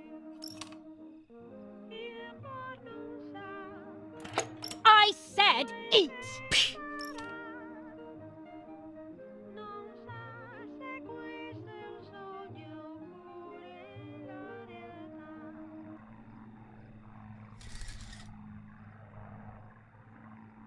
I was beginning to remember, but I was so scared to remember too much, especially all at once. I didn't have time to guess exactly what happened. It was making me too upset. Pulling out those memories was like trying to pull out a tooth on your own. Almost impossible, and far too painful. The White Lady told me that the church is a safe place and home to its children. Don Attilio, my priest, I have to talk to him. I have to call him on the telephone.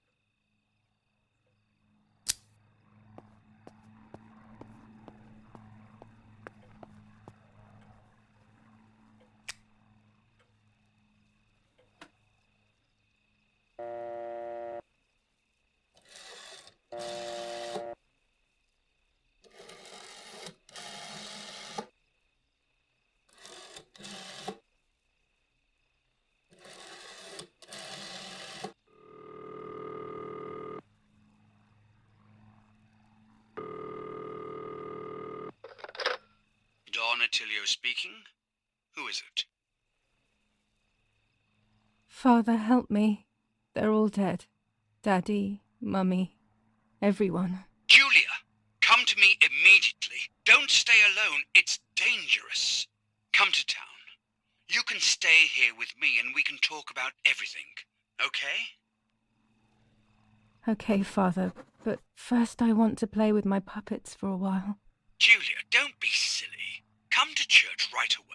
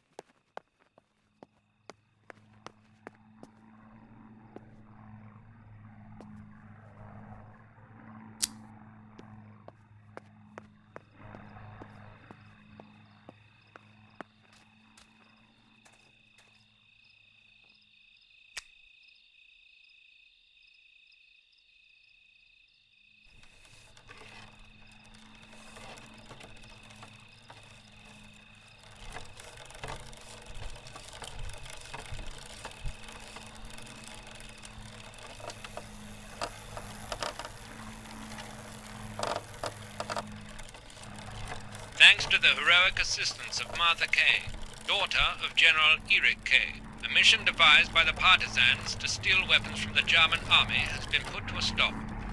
The same animals were involved in the killing of the general's other daughter, Julia Kay, and in an attempt to murder young Martha herself, the vile traitors were executed on the spot.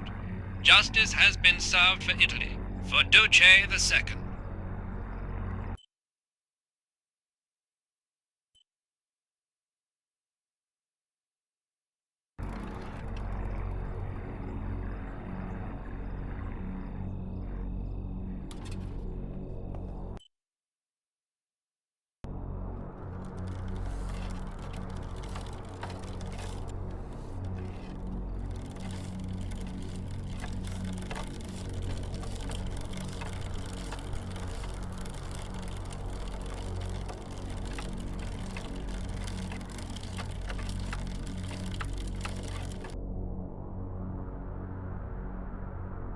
Those boys, they had all been killed and it was my fault. They were my age, and a few of them were our friends. I didn't think it would go like that, but wasn't it obvious, really? What was I actually expecting? I felt like a coward. But what could I have done? Should I have betrayed my father? I loved my father, but I also loved my friend Lapo.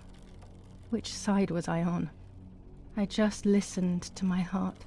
I thought it was the right thing to do. But instead, it was the worst thing I could have done.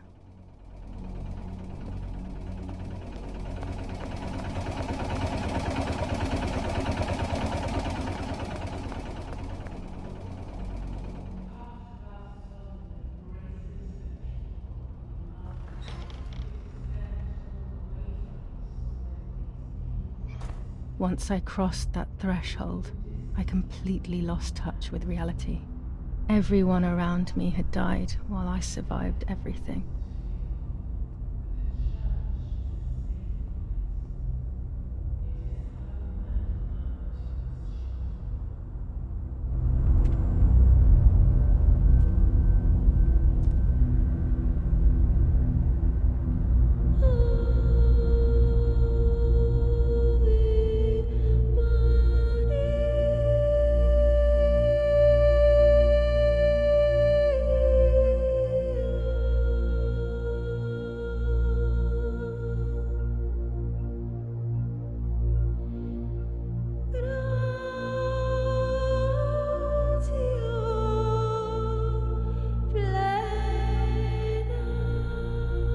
I don't remember how things went.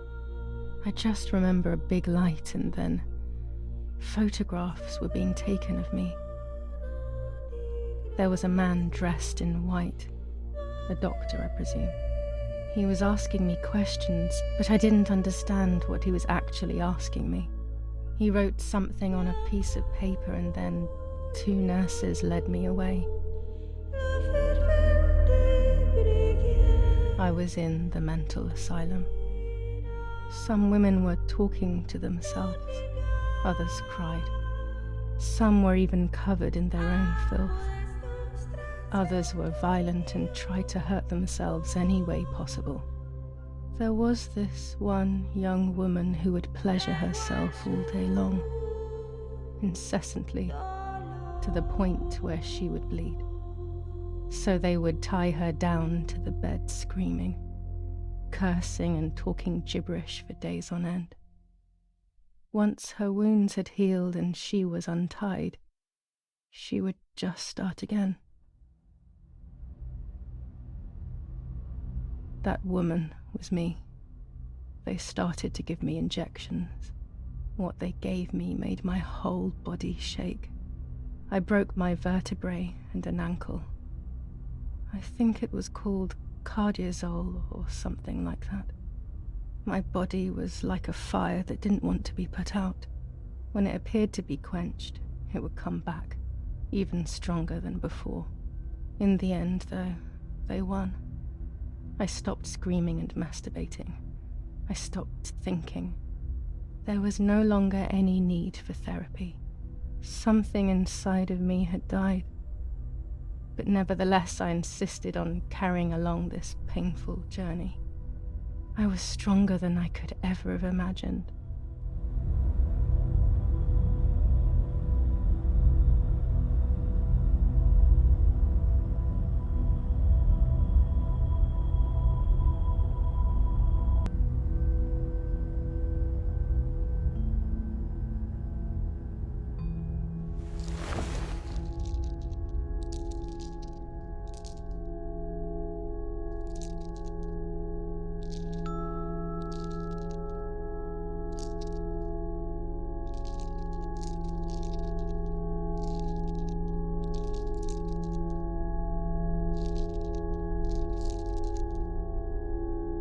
Who are you? Wait, wait. I want answers. Don't go away. Talk to me about Martha, please.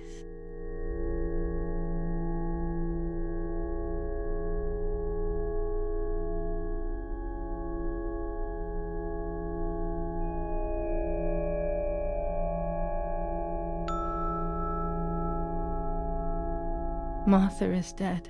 I killed her to take possession of her life. I will never find peace for what I have done. I feared that would be the case. And what about Mummy?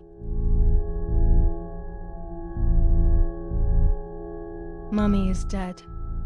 Nobody knows that better than I do, unfortunately. It's useless to try and deceive ourselves. Did I do what I think I've done?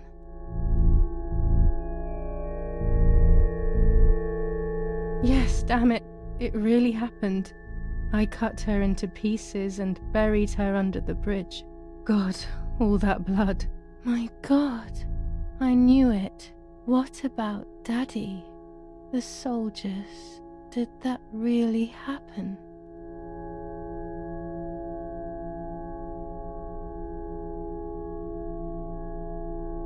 It happened.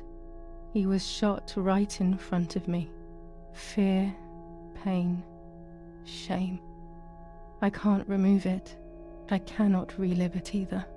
Unfortunately, I knew that already. What about Nanny? Poor Nanny. She really had nothing to do with it. But she died in our villa due to the bombings. We saved ourselves for some time by taking refuge at her house. Privileges for being rich. Feelings don't count for much, though. My poor Nanny. I'm afraid to ask about Lapo.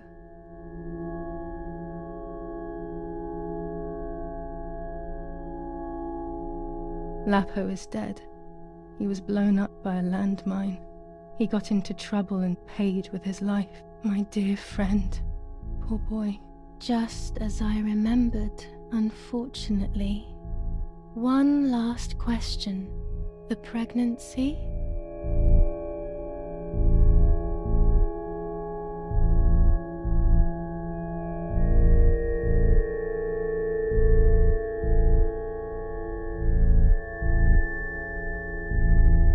Martha was pregnant. Her deformed baby died with her. Maybe she was in pain. That's enough now. All of these questions are pointless, aren't they? It's all inside of us. We just need to turn the mirror. Is it not all just the reflection of an unknowable existence? Nothing more than a puppet show.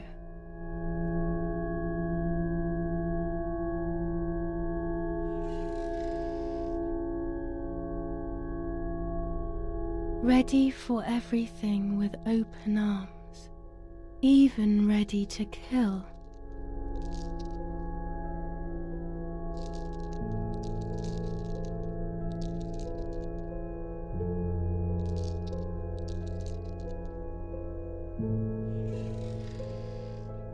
Legs always ready to run.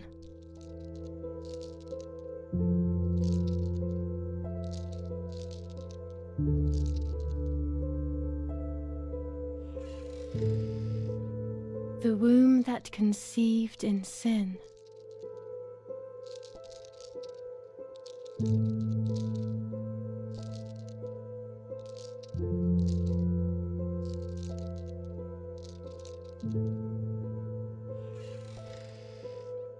Lastly, the mind. To protect us, it has turned us into monsters. Either way, we cannot live like this, can we? I'll take care of it. I don't need to worry. I'll try to sleep if I can. I've got this.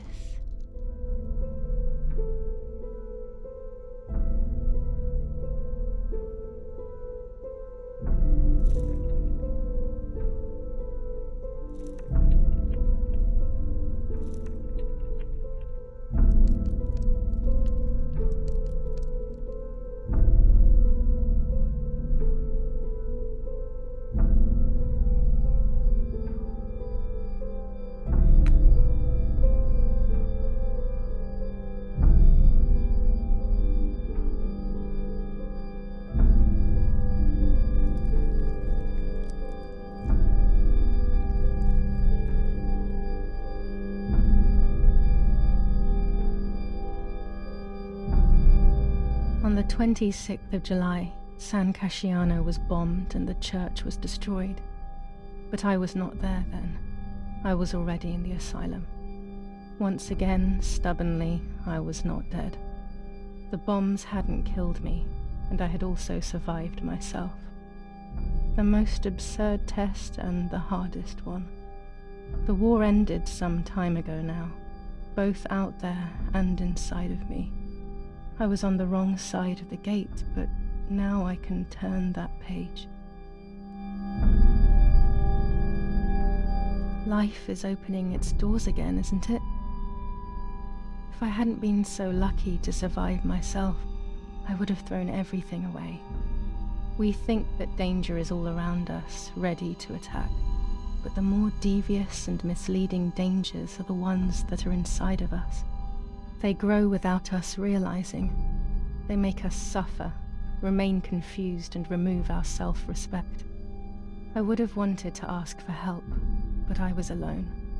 This is my story. Thank you for being here, for listening to me. Now I am ready to leave. How long will it take to get home?